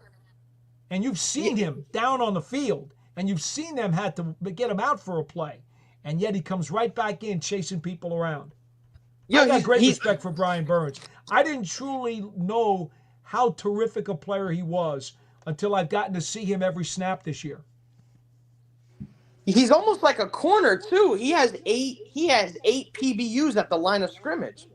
That's what I'm trying to tell you. Like eight batted passes down. He is an all-around outstanding force. Now, you know, again, he's fighting through injury, and he's in a very, very difficult situation, as he was with most of his years in Carolina. Which I respect, because he doesn't have to do that. He's got the long-term security with his team already, so he doesn't have to do that at all. No doubt. And he's going to be one of the reasons why this team turns it around next year. Absolutely. All right. Hey, Antonio, I appreciate it, man. Thanks for coming on to the program. It's great. No problem, I love the fact that you came on video, too, because a lot of people are very bashful and shy, and they don't want to take a shot to be on video. Nah, no doubt. All right, my friend. Have a good one, okay? Enjoy your holiday, and thanks again. I'll definitely join again sometime, for sure. All right. Be well. All right. Happy holidays, Paul. You too, my man. Take care. Take care. That's a great phone call. Video call from Antonio. We had an opportunity to discuss a whole slew of things there. And I get it, right? A number of these issues that he brought up, you know, you can look at them from either side of the coin. The point is there are 2 sides to the coin. It's not just all positive or all negative. There really are 2 sides to the coin that have to be weighed. And you have to take them not only in complete context, but you have to dig beneath the layers of the onion to go deep into it and realize, okay, this is what we're really talking about here. There are so many levels to every fact that you want to digest and slice apart. And that's the thing, because opinions are free, right? Everybody can have an opinion. They're all free. And your opinions are never wrong. Now, what does have to be right are facts. You got to have the facts, the timing, and the context of the facts. Once you've got that done, now is the only time you really should be reasonably forming a logical opinion. A lot of the problem is that people will look at the edge of the onion and they won't consider the context, or they won't go deep enough into the onion to get all the facts. And that's almost like a math equation. You know, if you have 2 plus 7 plus 9 minus x times y equals question mark. Well, if you don't have all the pieces to the equation, you really can't come up with a logical or reasonable answer. So, one of the things that as a reporter, I'm responsible for doing, it's really my job as the conduit between the fans and the players and the coaches and the game, is to fill in the missing parts to the math equation. You could do with the opinion whatever you choose. The opinion's fine. Whatever opinion you want is great. Opinions are free. Everybody can have one. That's awesome, right? You don't even have to pay for an opinion. But what I want to make sure that everybody has at their disposal is a complete array of the facts, the evidence, the context, the timing of the decision, what was rational, what were the options. Once you got all the numbers in the equation, then it's up to you to come up with your opinion. And that's fine. We can disagree. We can agree to disagree. That's perfectly fine.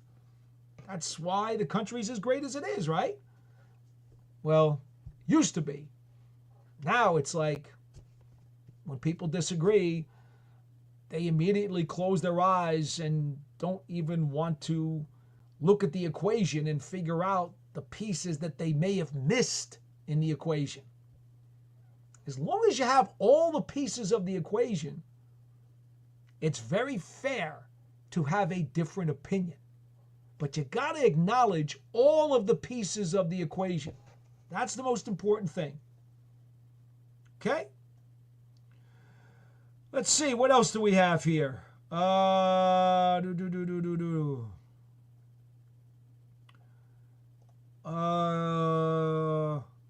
Gary.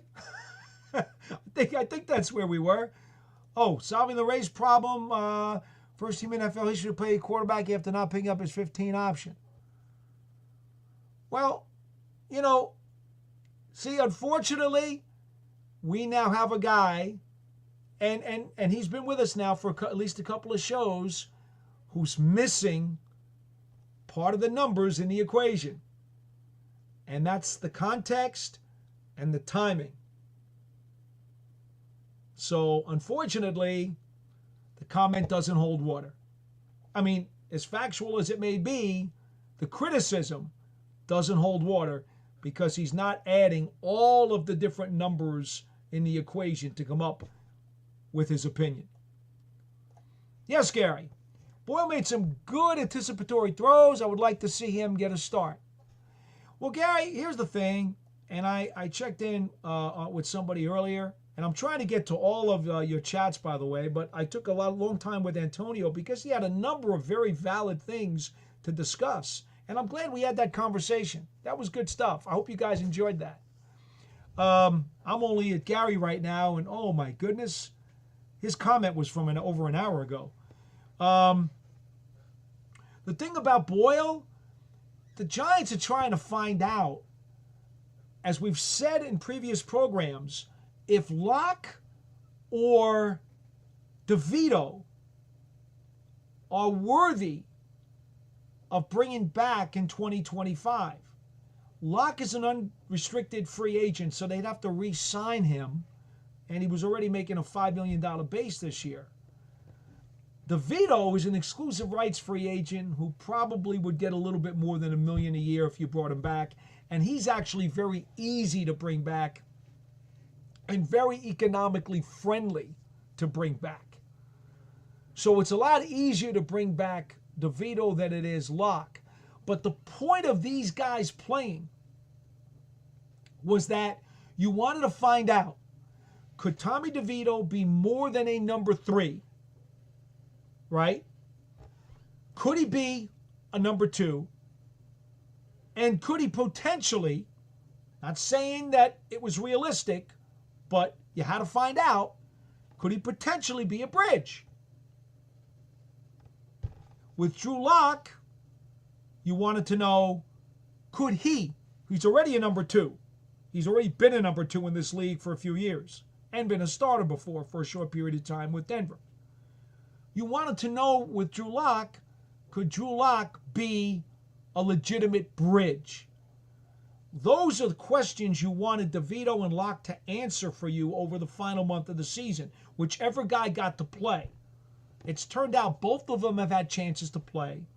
I think both of them had taken small steps forward, but not enough, either one, to fully answer those questions in such a confident light that you could go into the season saying, yeah, we're for sure feeling good about this and we're gonna go forward.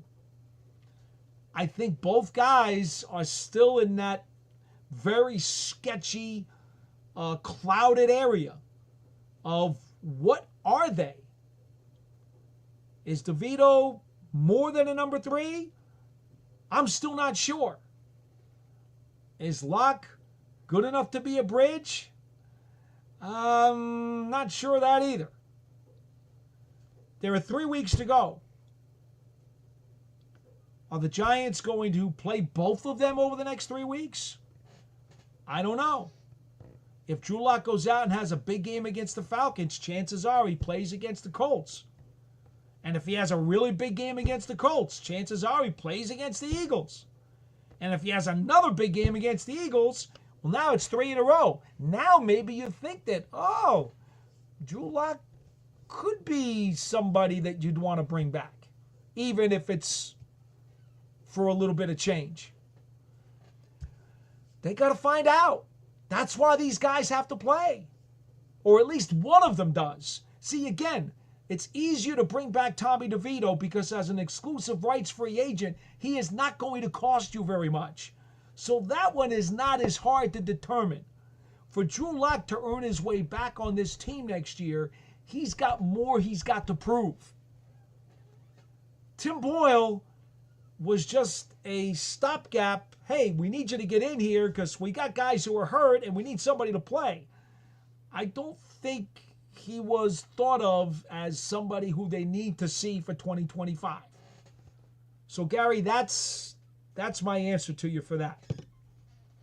All right, let's see if we can get through some of these chats because I am way behind on these chats. Let's see.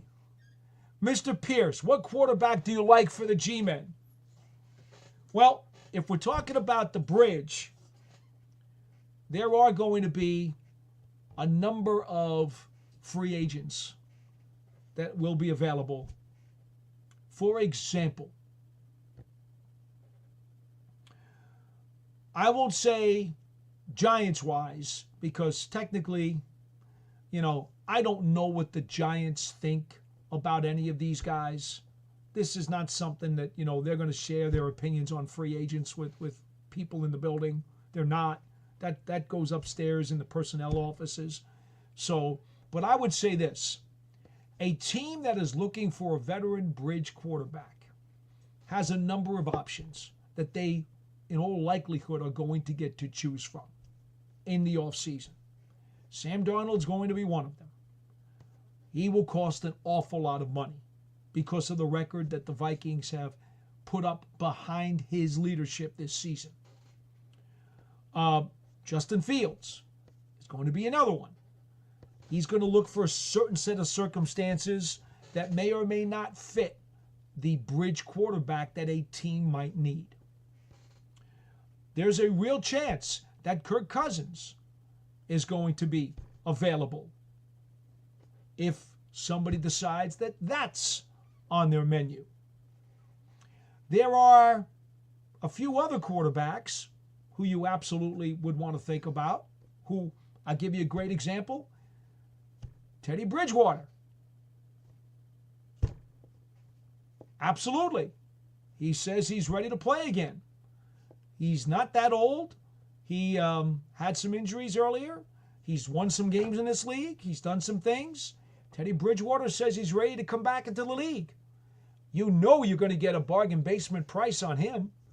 And he's probably very willing to be a bridge quarterback because he wants to prove to the league that he can play again. You could potentially talk to somebody like Ryan Tannehill, who's won games in this league before and is still young enough to play, has been looking for a job all season, And the reason apparently that he hasn't taken one, based on his own quotes to some media over the last month, is that he didn't want to be like a 1-month stopgap for a team. He wanted to know that if he signed with a team this year, he was going to be stable and with that team for the year. Which kind of screams like, oh wow, he wants to be a bridge quarterback. So he's a free agent right now. But again, he doesn't want to come in for a month or for a few weeks. He wants to be stable for a year. So Tannehill is going to be somebody who you might want to talk to if you're looking for a bridge quarterback in the offseason. Then there's another guy who is on a 1-year contract, and his contract expires in March. And I think he'd be very, very intriguing for somebody who's looking for a bridge quarterback. Jimmy Garoppolo. He's backing up right now Matt Stafford with the LA Rams. He's had a chance to survey things and watch things for the last couple of years. We know he has played winning football before and has certainly advanced far into the postseason. Yeah, he's had some missteps, but he's also won. And he's only 33 years old. And he is a free agent come March. And he would love an opportunity to start again. He has told people out there in LA, the quotes are there to be found, that he loves being there, and he's very happy working with Matt Stafford and the Rams ball club. However, his top priority, he would like to start in this league again. And he's really anxious to see if he can get an opportunity. That screams bridge quarterback to me too. So, as you can tell, yeah, I think there's certainly a chance that the Saints might want to move on from Derek Carr. Don't know that, but there's a chance. The people who cover the Saints seem to think that maybe they decide they want to go in another direction. So there will be at least a handful of potential bridge quarterbacks as an option should a team be looking for a bridge quarterback. And all of these fellas have won football games in the league before. And none of them are pushing 40 years old. So, Mr. Pierce, I don't know if that's what you were looking for, but yeah, I've done my homework on this, and those are some of the names that that might intrigue a team looking for a bridge. Frederick Lawler says left tackle, right tackle. I'm guessing that was probably in response to an earlier question about what positions to look for in the draft. James O'Keefe says, I agree with the bridge quarterback. It's important for depth and insurance. Well, James, I think that's awesome. Because, quite frankly, I don't think there's a lot of people out there who necessarily would subscribe to the bridge quarterback plan. Just a hunch. But I don't think a lot of people will jump on board with that plan. But I appreciate that you see the validity and the value in it. Very cool. All right, let's see. Tank, what do we got? Paul, you're those positive Giants content creator. Well, Tank, I'm not a content creator. I'm actually a real reporter and have done this for 42 years. Content creators do not get credentialed and do not have to live up to certain ethical standards in the reporting community. So, no. I would disagree with that statement, but hey, it's inaccurate. What are you going to do? Sometimes inaccurate things have to be corrected. But thanks, Tank. No, I am not a content creator. I am actually a real broadcaster, part of the New York Giants broadcast team. Content creators don't get those chances. Okay? That's an entirely different animal. All right? That would be like the difference between a giraffe and a tiger. They may both speak, but they are totally different animals.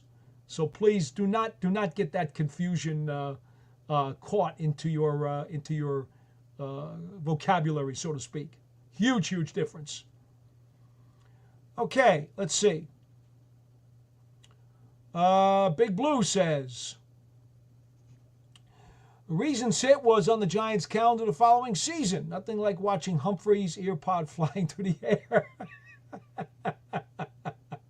Earpad flying through the air. Yeah. Big Blue, I told you, that was the Hall of Fame's Pro Football Hall of Fame photo of the year. Gary Reasons on the goal line. Okay. Tank Parham comes back, and he says, what? That was according to Coach Gene on the tanking. Well, Coach Gene and I do not have shows together. I don't know what he's saying. He's entitled to his opinion. I know he coaches, I believe, high school football, and I respect his opinion. He's certainly allowed to have that opinion. I know factually that's not what's happening in the locker room because I'm there every day. I watch practice every day, and I'm in the locker room every day. But, again, Gene does not have all of the evidence. I don't want to say anything negative about him because he's a really good guy, but he does not have all of the numbers in the equation to come up with a reasonable answer, or at least a factual answer. That's part of what we're talking about. All right. Let's see here. Got a whole bunch of stuff here from the goofballs, folks, but we're not going to go there because we've given them enough of a chance over the last few years. El Jefe wants to go Parcels on me. A bad record doesn't equal a bad team. You are what your record says you are. Actually, not correct, El Jefe, and you know better than that. You know, you do. It's the only mantra from Bill Parcells that I do not agree with, because as you know, I am a Bill Parcells disciple. I studied Vince Lombardi, and I'm a Parcells disciple. I'm a Tom Coughlin disciple. I'm a Dan Reeves disciple. Parcells is in the Hall of Fame. Coughlin will be. Dan Reeves should be. And I believe Vince Lombardi is too. I'm just trying to be funny. No, that is the one thing that Bill is not accurate about. And again, as we all know, and I'm just going to go back here and make sure that I quote this correctly, because it was quite obvious that the whole world, and it's I'm only going to use this as an example because this was the prevailing thought process by the entire mob scene of NFL fans, and certainly New York fans, during the course of the 2022 season. All we heard from everybody who picked the Giants in an upset over the Minnesota Vikings is that the Vikings were not 13-4. Their record was 13-4. They got to host a playoff game in their building because their record justified the NFL giving them a home game. But as I think the whole New York metropolitan area kept insisting, 13-4, Giants are 9-7-1, but the Giants should be favored in this game. Why? Because there was a very strong belief amongst football people that the Vikings were not truly a real 13-4 team, because they were not what their record says they were. And the Giants proved it by upsetting them and beating them. And I use the word upset in quotes because technically, the Giants were on the road, went in there when the people out west of the Mississippi who play with these numbers for a living said the Giants should not win the game. But because the Vikings were not what the record says they were, the Giants beat them. So, El Jefe, peel back more layers of the onion, get deep into the core of the onion, and maybe you'll have a chance to find reality. All right, let's see.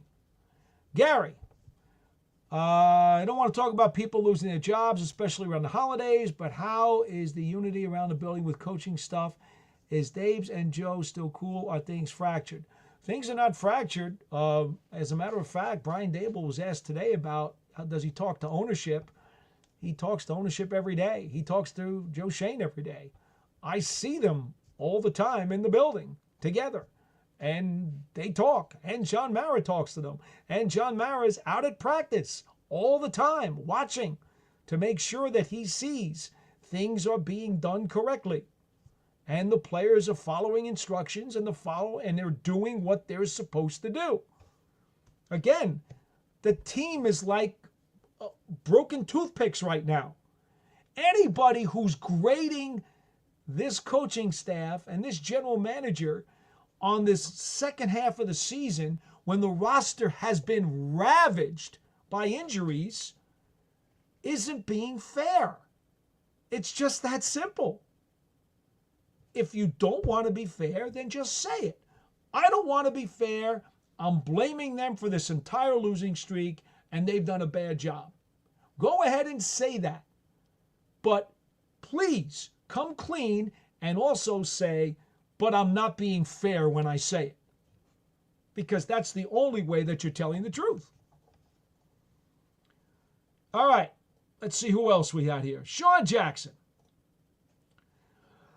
Paul said you've been blessed to work around the Giants facility. When Shane Daboll were first hired, how long do you personally believe it would take them to successfully rebuild the Giants? I thought it would take at least 2 years before they sniffed a playoff spot. And they did it in 1. Now, they got there last year in year 2. Struggled some. I truly believe had Daniel Jones not gotten hurt a second time, remember in Las Vegas when he ripped his ACL, I believe the Giants could have bounced back and salvaged that season and at least been in the conversation toward the end of the year. I don't think it would have been a disastrous campaign. I truly believe that had Jones not gotten hurt, they would have had at least a couple of more wins. Probably 8 and 9, 9 and 8. I think they would have been pretty close to replicating their record from the season before. But when Jones got hurt, it was a tremendous emotional and psychological blow to the team. I was on the sideline when he got hurt against the Raiders. And the trainers walked him right behind me into the Giants locker room. And I was right there on the bench. And it was like one of the Macy's Day balloons had just lost all of its helium and collapsed to the ground. The emotional and psychological damage that was done by that injury was something the team simply could not overcome. Now, to Tommy DeVito's credit and to Brian Daboll's credit, Tommy was able to come in and start 6 games and win 3. That was amazing. And once again, I think that's the funny part. People look at the Giants' 6-win team last year, and they're using that as part of the reason to knock Brian Daboll. When in reality, the fact that he got Tommy DeVito coming out of nowhere to go 3-3 as a starter, the coach deserves a pat on the back for that. It's incredible. Nobody, and don't kid yourself. Do not kid yourself. Nobody thought when Tommy DeVito was injected into the lineup after Tyrod Taylor got hurt that the Giants were actually going to win 3 games. with Tommy DeVito at quarterback. Nobody thought that. And that's to be fair to Tommy DeVito. I don't think anybody thought that at all. And he did. How do you think that happened? Because Coach Dable kept that team together and found a way to help coach up Tommy DeVito to do what he had to do to manage those games correctly and to help the Giants actually win 3 more games. It's just amazing how sometimes people forget the other side of the coin. They just want to see it one way. All right. Sean Jackson. Paul, in this 100th season, which has unfortunately become a growing nightmare, would it be typical for Penix Jr. to carve up our Giants when we could have drafted him? What could go wrong has gone wrong.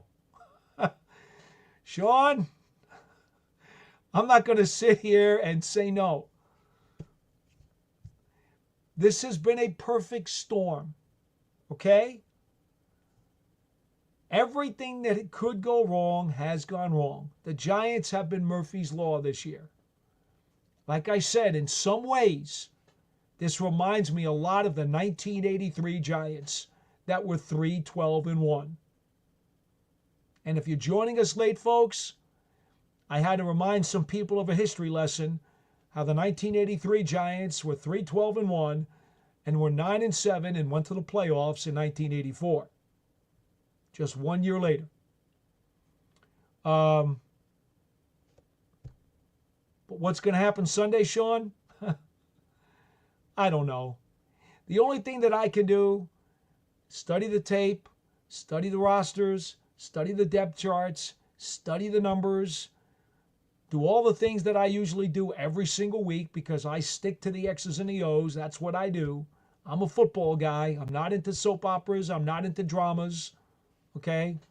Watch As the World Turns if you want to do drama and you want to do soap operas. That's not what I do. I'm a football guy. I've devoted my life to it. That's what I do. So I will finish up my analysis by the end of the week. I've already done quite a bit of it.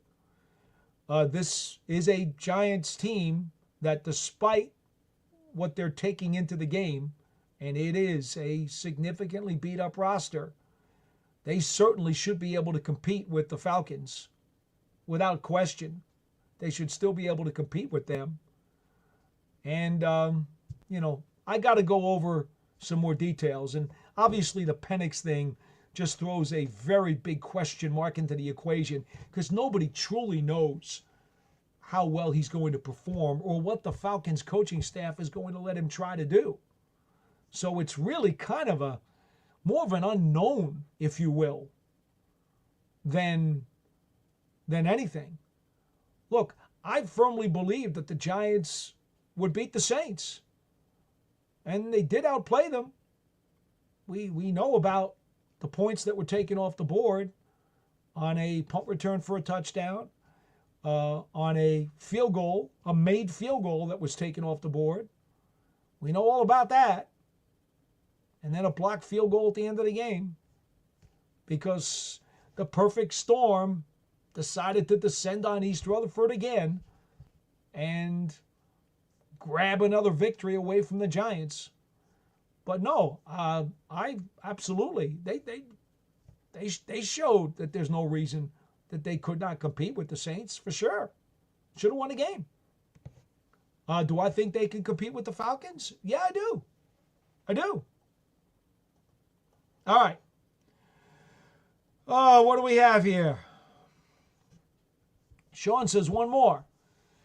PD is the current quarterback purgatory our Giants are in our temporary punishment for having a great quarterback in Eli for so many years with a healthy Iron Man streak also.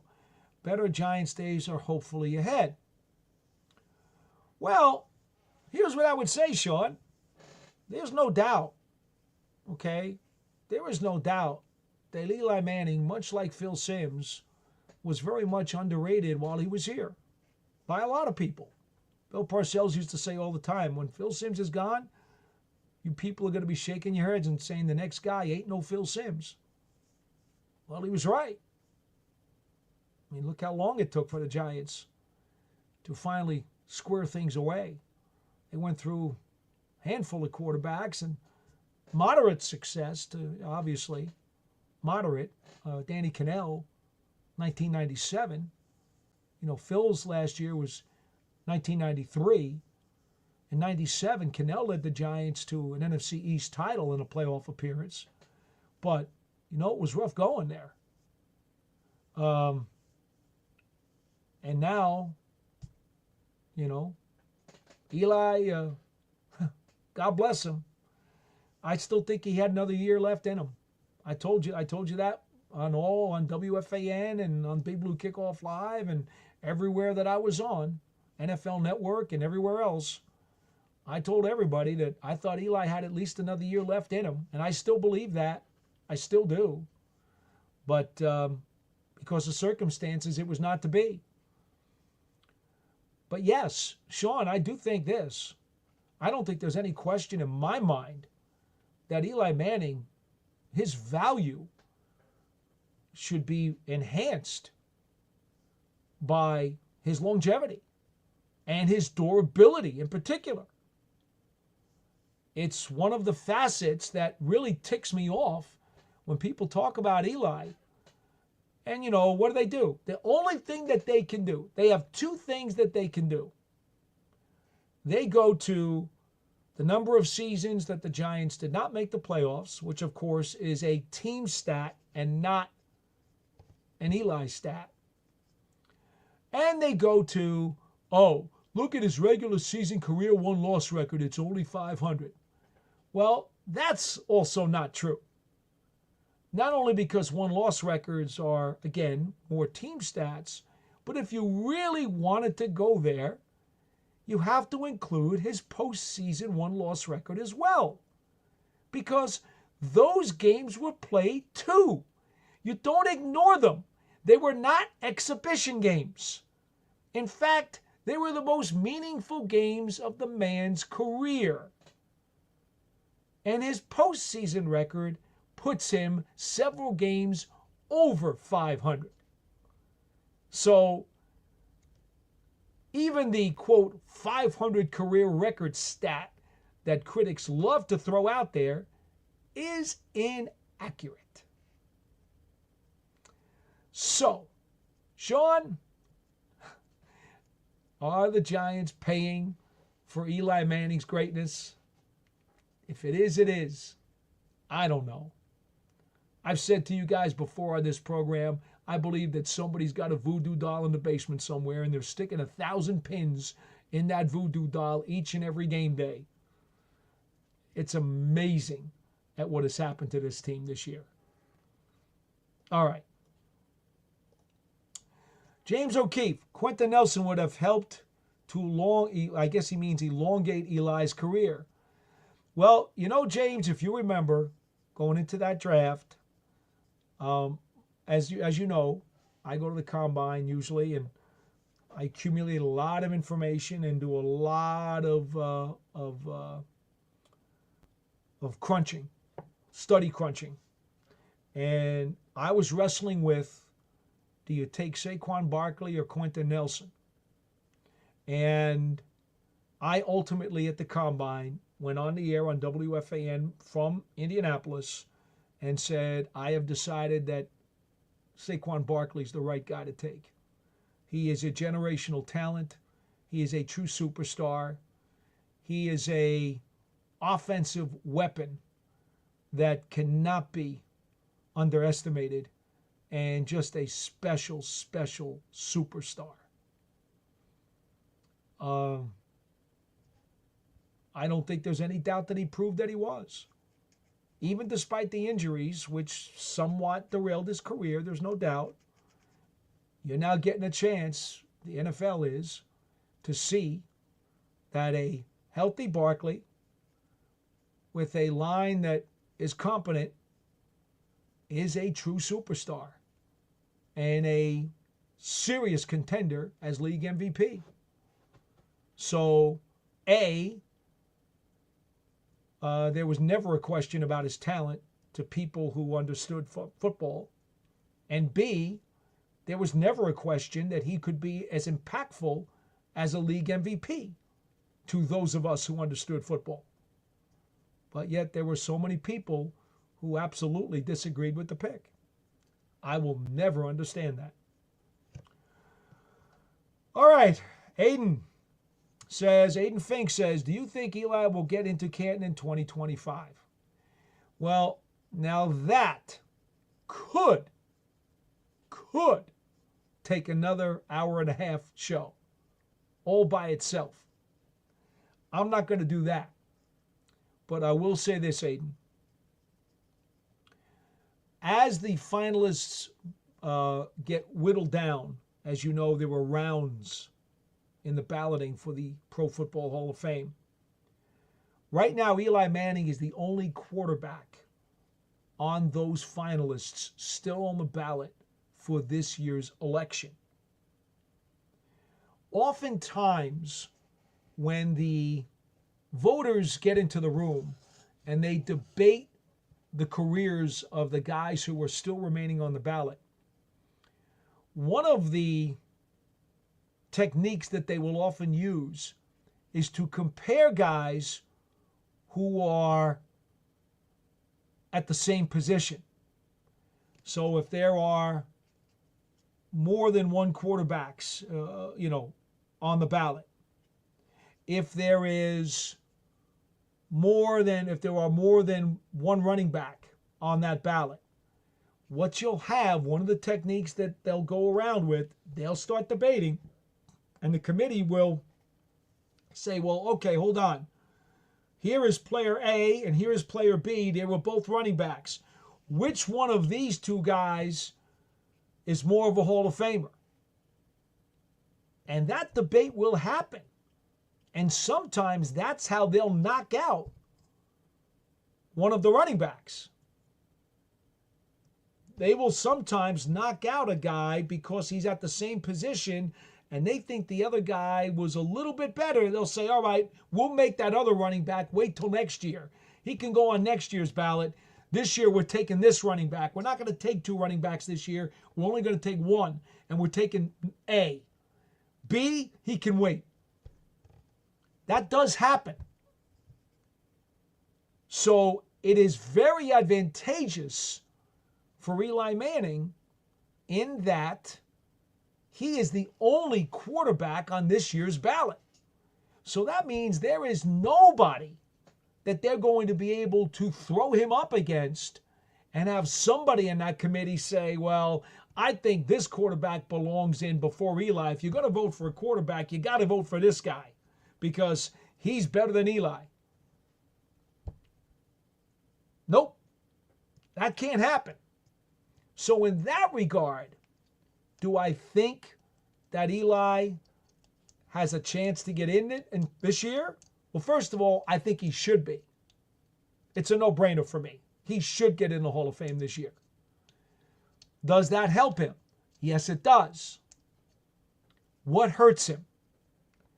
What hurts him are the foolish people who continue to blame him for the non-playoff seasons, the foolish people who continue to cite a 500 career regular season record, and when they say that, choose to ignore his postseason, which included 2 Super Bowl MVPs against Tom Brady and the unbeatable Patriots. It's hysterical how these people ignore that stuff. And, then there's the other issue of first ballot. Now, I've been on record as saying I think there's a mystique about first ballot Hall of Famers in the Baseball Hall of Fame. I don't think there's as much of a mystique about that in hockey or basketball or football. In baseball, it's been a long time tradition that first ballot Hall of Famers need to be in the penthouse of the Hall of Fame. They're like platinum Hall of Famers, like above and beyond Hall of Famers. That's been a time-honored tradition in baseball ever since the Hall of Fame began. And there is so much made out of that. that I guess I kind of understand if they want to make somebody wait into their second year because, okay, you know what? He should not be a first ballot. Okay, I kind of get that. And I would probably yield and say that there were some guys who, should go in on the second year because you don't want to play with the legend of a first ballot Hall of Famer. Okay, fine. So, the problem with football is that I don't think that's as much of a valued tradition as it is in the other sports. Now, I was talking to a retired football coach about 2 weeks ago, and he said to me he thinks that does matter. And he's heard some old timers talk about how it's important to them. So, if it does become important to the people in the room when they vote the week of the Super Bowl, I could see them potentially saying, Eli could wait a year. I could see it happening, Aiden. I don't like it. Okay? I don't like it. But I could see Eli having to wait a year. To me, a Hall of Famer is a Hall of Famer. But that's the thing that could stop him. In addition to the foolish critics' remarks that I've already cited, the first two. The third ridiculous thing is, well, he shouldn't be a first ballot. And then the fourth one is just the anti-New York sentiment. I mean, they made Wellington Mara wait forever. They made Harry Carson wait forever. Laughable at how many years some guys have had to wait. I mean, just ridiculous. So I guess when push comes to shove, I got a feeling that the critics will be strong enough to probably push him back a year. I hope that does not happen, but I think I've heard enough of the fool's gold to believe that they will probably push him back a year and not vote him in 25. Aiden, I hope that's not the case. Okay. Danny Dudd's Ghost. Drafting Daniel Jones set the team back at least 6 years. Who's to blame for Daniel Jones' era? Well, the Joe Schoen administration did not draft Daniel Jones. So you certainly can't put it on him. Now, I think more than anything, the issues with Daniel Jones were a confluence of events, including injuries, including multiple offensive coordinators, multiple head coaches, historically bad offensive lines, injuries to the key running back Saquon Barkley, at times disjointed wide receiving cores. How much further do I need to go? There are a litany of reasons why Daniel Jones did not work out. The pandemic was also part of his tenure here with the Giants. So I don't know that anybody's to blame for Daniel Jones. I think the Daniel Jones era did not work out as well as it could have because of a tremendous amount of circumstances, an awful lot of circumstances. But I don't know that you can finger point any one person on that front. Because I think you have to look at all of the elements in the equation. And there are a lot of elements in that equation. It's just not that simple. That onion has a lot of layers that have to be peeled. Okay. Sean, I agree with you, Paul. Sean Jackson says Eli still had enough in the tank when he retired. I wish the Giants would have put more around him in later years like the Saints supported Drew Brees in his later years. Sean, there's no question. Okay? And they tried to do that. That was the whole plan at the end of Eli's tenure here, was to try to get some more help around him, specifically with the offensive line. And despite many attempts, and, I said I was going to do this and I haven't done it yet. What I want to do is actually count the number of transactions and how many offensive linemen the Giants have imported since the 2016 season. Whether it was draft picks or free agents or expensive free agents. I haven't done that yet, and maybe that'll be an exercise that I do after the season is over, because it's going to take a little bit of time to do, and I'm very busy every week going through X's and O's and going through video.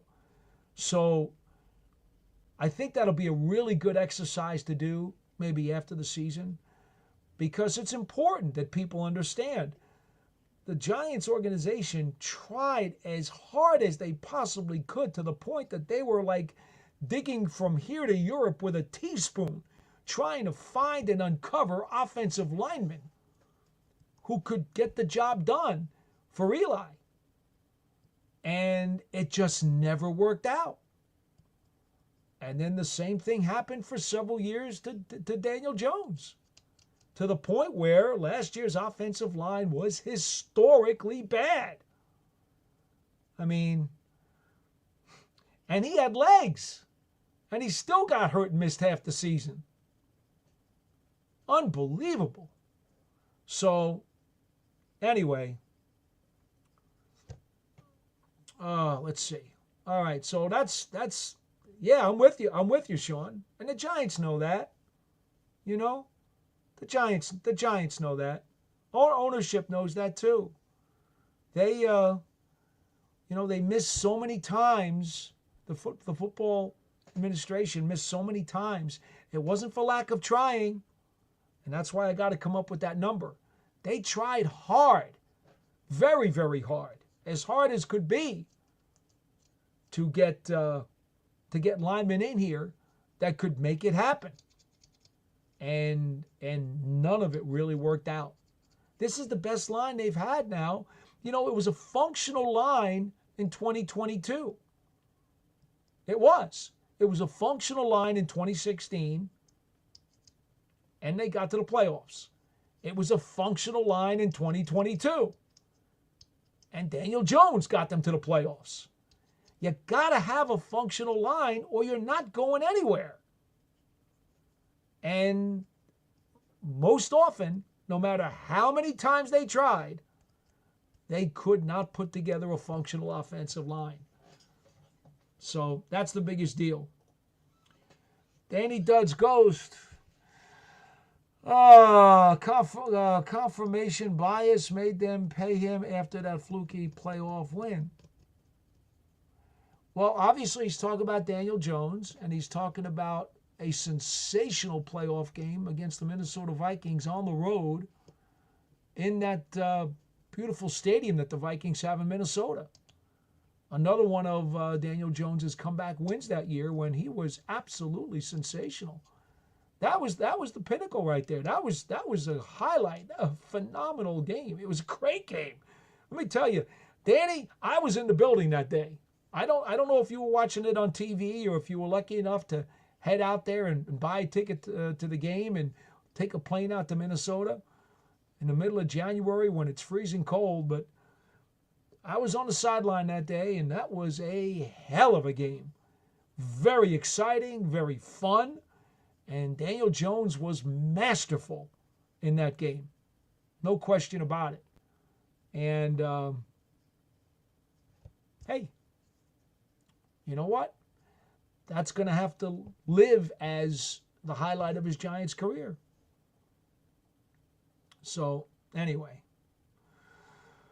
Oh, Danny doesn't like a lot of what I have to say. apparently.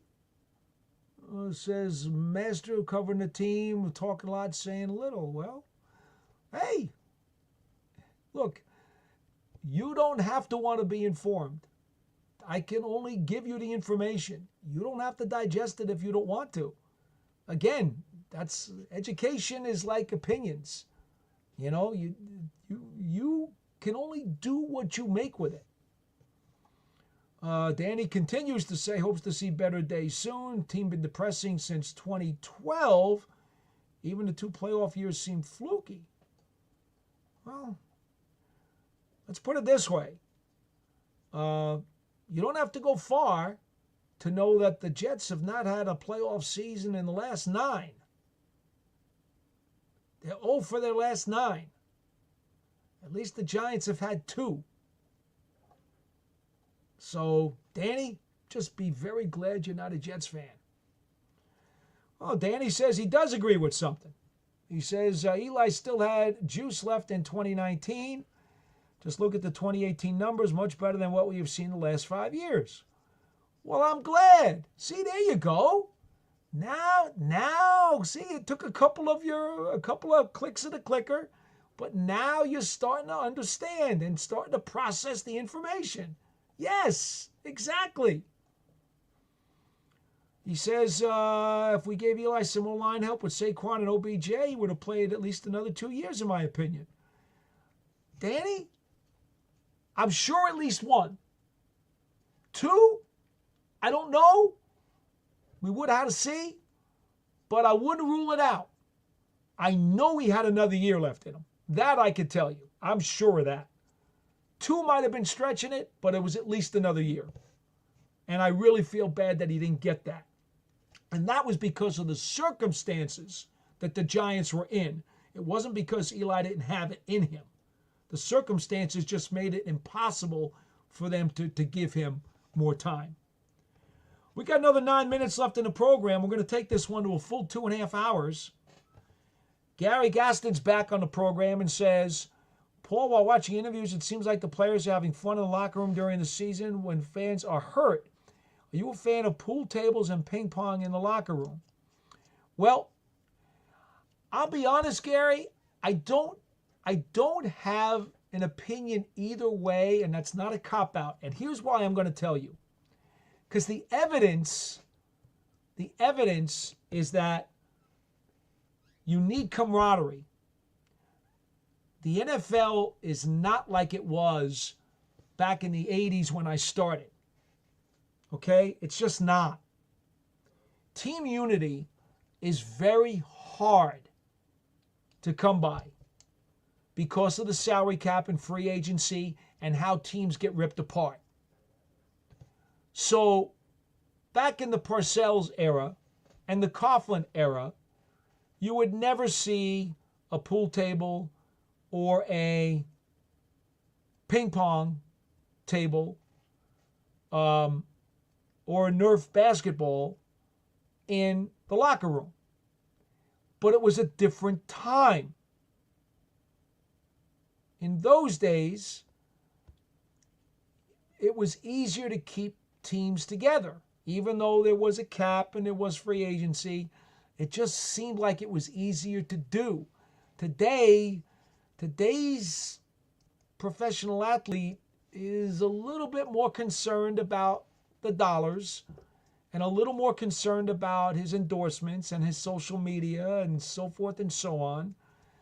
And team unity isn't as high a priority as it was back in the 80s and 90s and even the early 2000s. So, I've kind of had to adjust my thinking on this because my first answer to your question, Gary, based on my instincts of all the 42 years that I've covered the NFL, my first inclination is to say no. That doesn't need to be in the locker room. But then I got to take a breath. I got to take a second and say, you know what? You got to change with the times. You got to tweak things with the times. You got to understand that certain circumstances do change. Certain environments change. Just like what I said before about how people have to take the facts with the timing and the context into account before they come up with the full equation. Well, that's what I've had to do. I've had to take the timing and the context into account. Now, years ago, in the early days of even Tom Coughlin, there were a couple of lounge chairs in the locker room, and there was a couple of small tables, and there would be newspapers there. And guys would sit there. Some guys would look at the paper. Some guys would just sit there and chat. And that's it. That was the locker room's going on. The goings on in the locker room, I should say. Today, I believe the Cincinnati Bengals, if I'm not mistaken, were the team that made it nouveau when they went to the Super Bowl a couple years back, that made it nouveau in the NFL to have a ping pong table in the locker room. Because it was determined, and they made it very clear, their coaches and their staff and their players, that having that ability to relax and be recreational with your fellow teammates in the locker room was a significant part of their team bonding. It seems a lot harder these days, not just for guys to bond in the locker room, but for guys to bond out of the locker room. See, that's one of the things, Gary, that made the 2007 and the 2011 Giants Super Bowl champions, is that a lot of those guys were really tight, especially the offensive line. Those guys, we all know, it was because of their unity that they were so effective. Now, the problem here in today, 2024, is that you got to try to find ways to help manufacture that level of unity, because today's modern player is not necessarily gravitating toward that. So if it takes a pool table or a ping pong table or a Nerf basketball to do that, yeah, I think you kind of have to be willing to go there. One of the things that they had a few years ago in the Giants locker room was Connect Four. They had the Connect Four game in the Giants locker room. In fact, Saquon Barkley was an absolute killer at Connect Four. He wanted to take on all challengers and was vicious when playing Connect Four. I mean, he needed to win every single time he sat down at that board, dropping the things into the slots. There's a lot that goes on with that. David Sills was an outstanding ping pong player. Now, see, he was a practice squad guy for most of his time with the Giants. That was a way for him to feel closer to his teammates, so that when he eventually did get called up, he felt a bond with them. These are the kinds of things that we're talking about. I believe right now, I think, is it Jason Pinnock who is the best pool player? I'm not 100% sure of that. But this is what we're talking about. It's what can you do? What techniques can you use? And what items can you use to help promote team unity?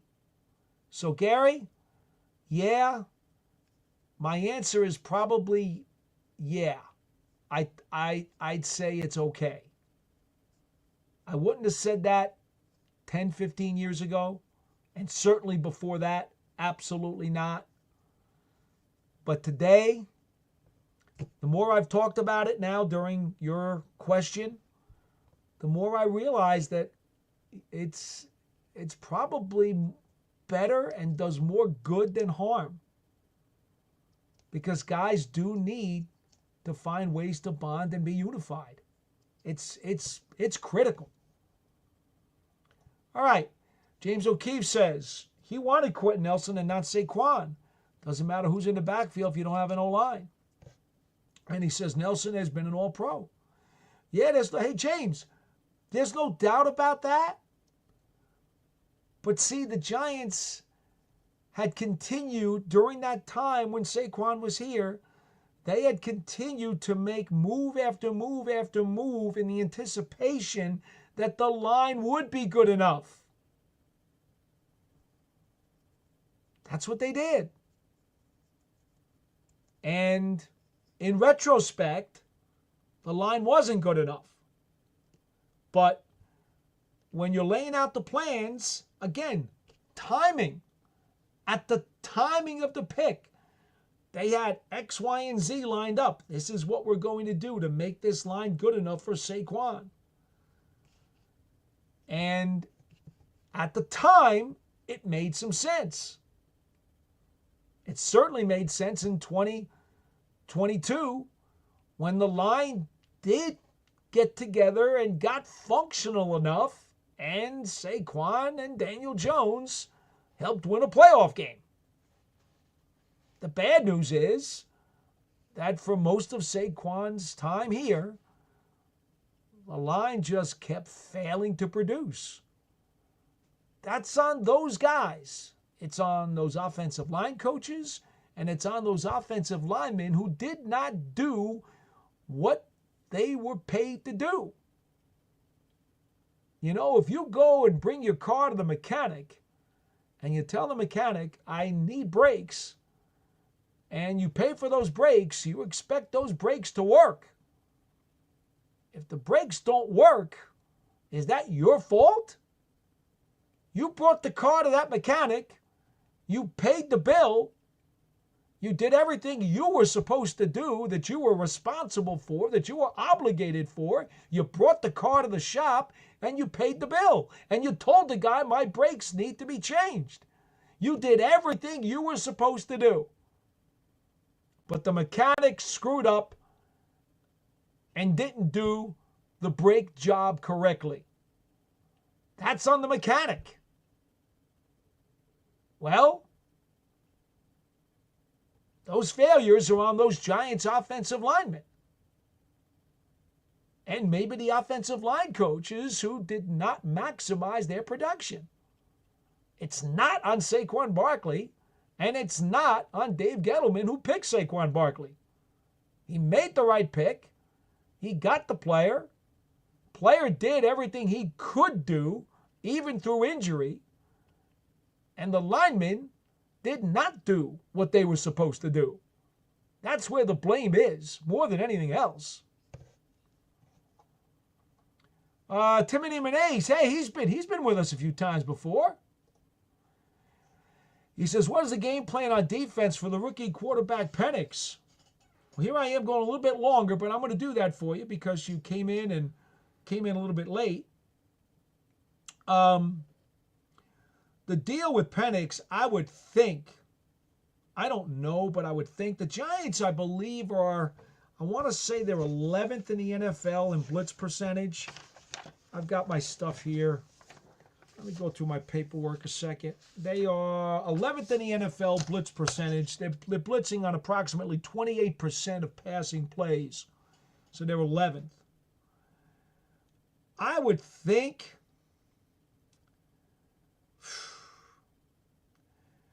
boy, I would think they try to get after him. I would think they're going to blitz a lot. I think this would be a game you'll see a lot of extra heat. I think they'd want to put pressure on that Falcons offensive line. First thing you got to do is contain the run. I mean, come on. You know this, Timothy, right? It always starts because if you're giving them 3rd and short, then that takes all the pressure off the quarterback. So you're going to have to make sure that you don't let the Falcons' 1-2 punch running game create 3rd and shorts, or for that matter, even 2nd and shorts. Okay? You can't give him more than 5 yards on the 1st and 2nd down plays. so that you cause a 3rd and 5. So if you got Penix in a 3rd and 5, now you can pin your ears back and come after him. You know? And I would think that based on the fact that we talked about some of his potential negatives coming out in the draft, accuracy being one of them, especially under pressure, I would think the Giants would be very wise to try to pressure him. But you've got to get him into desperate passing situations. So I would say be very stout against the run as much as you possibly can be early on. And then I would send more heat. I would make this a heavy blitz package and see what you could do. That's what I would do. Because you have to test Penix. What we know is that his arm is terrific. He can make all the throws with laser beam speed. He can throw darts. He can throw long ones. He's got the ability to do that anywhere on the field. So you certainly don't want to give him time and let him feel comfortable. No, you want to get him rattled. And that was a problem with the Huskies. Now, they had a really good team and a good line, and so it didn't happen that often him. But when there was pressure on him, that was a problem. That was something that people said he's going to have to fix in the NFL. Because when the pressure gets to him, it does cause him some difficulties. All right, Sean Jackson's back with us again. He says, how's Mr. Mara and Mr. Tisch really handling the embarrassing fan playing these past couple of weeks? I don't know because I have not talked to either of the owners.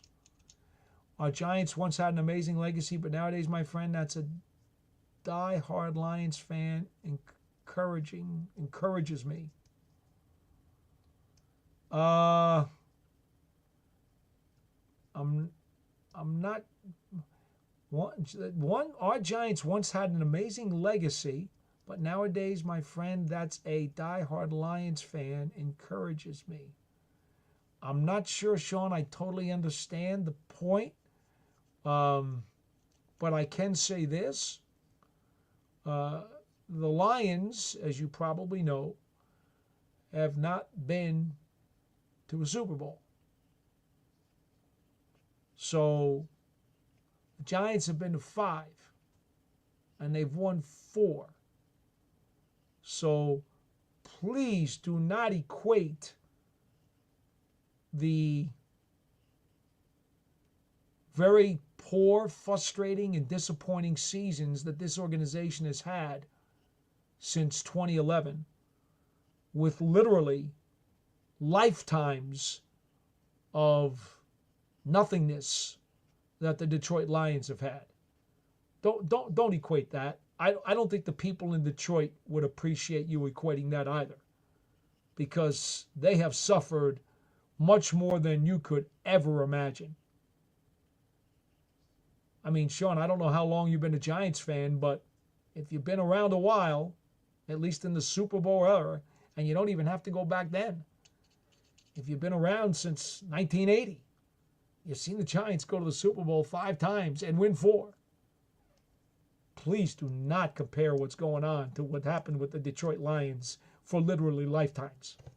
That's not fair to the Detroit people. It's really not. James O'Keefe says it's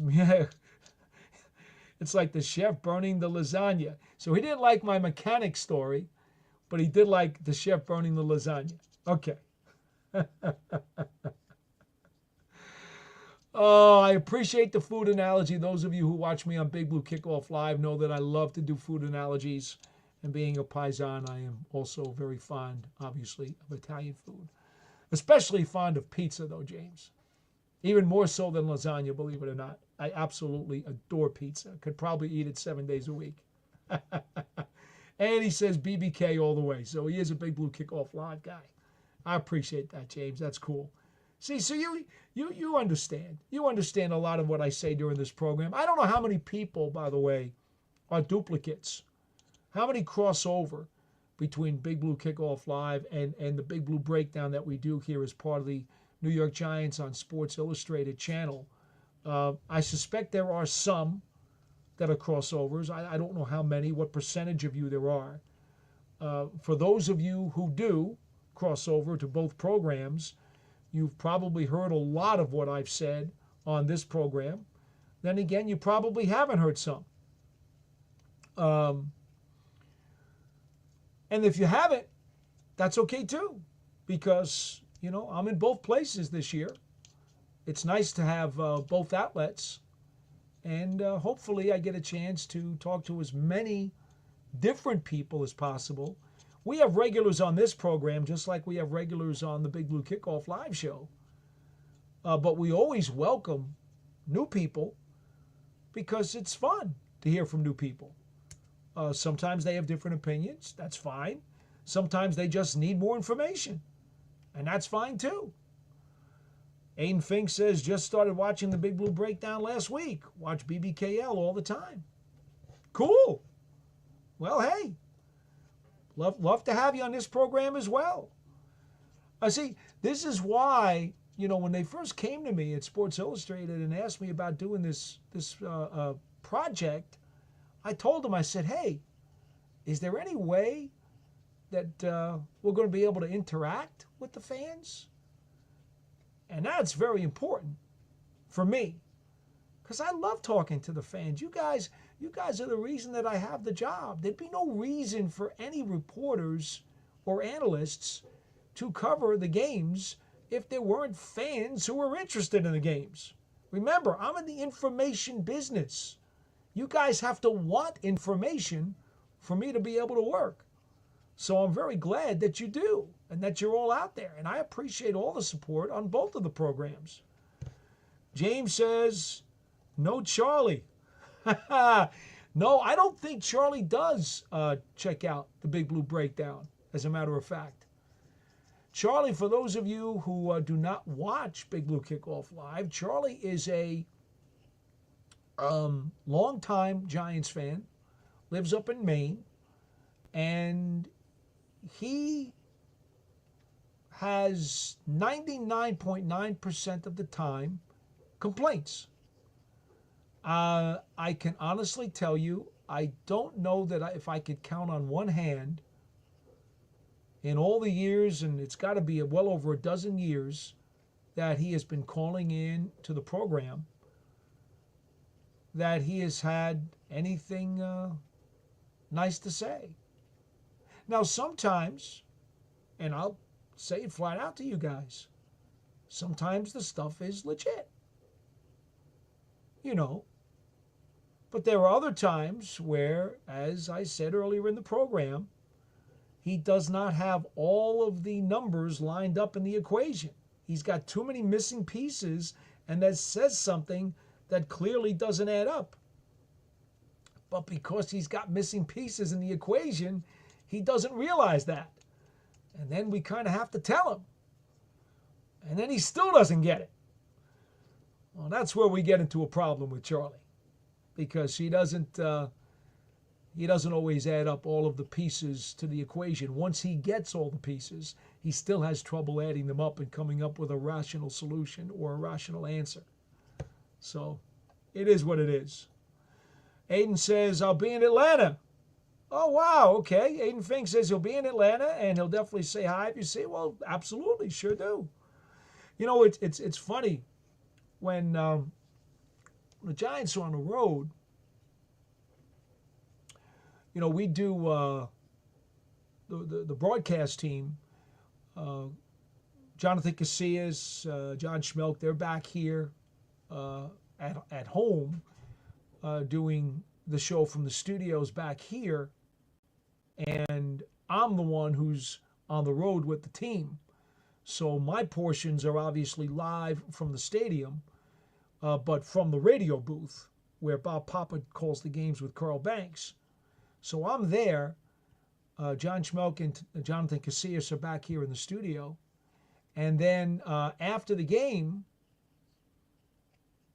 they do the show from the studio as well. And then the television show on MSG, Giants Post Game Live, Madeline Burke is back here in the studio.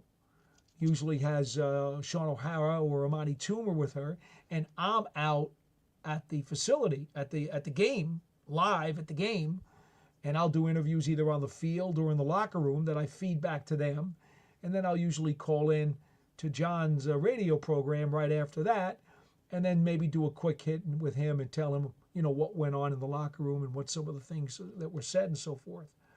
So the shame of it is that, again, absolutely say hi, Aiden, if you can, but there's really no opportunities for me to interact with Giant fans when we're on the road because I'm either on the field, in the locker room, or in the radio booth.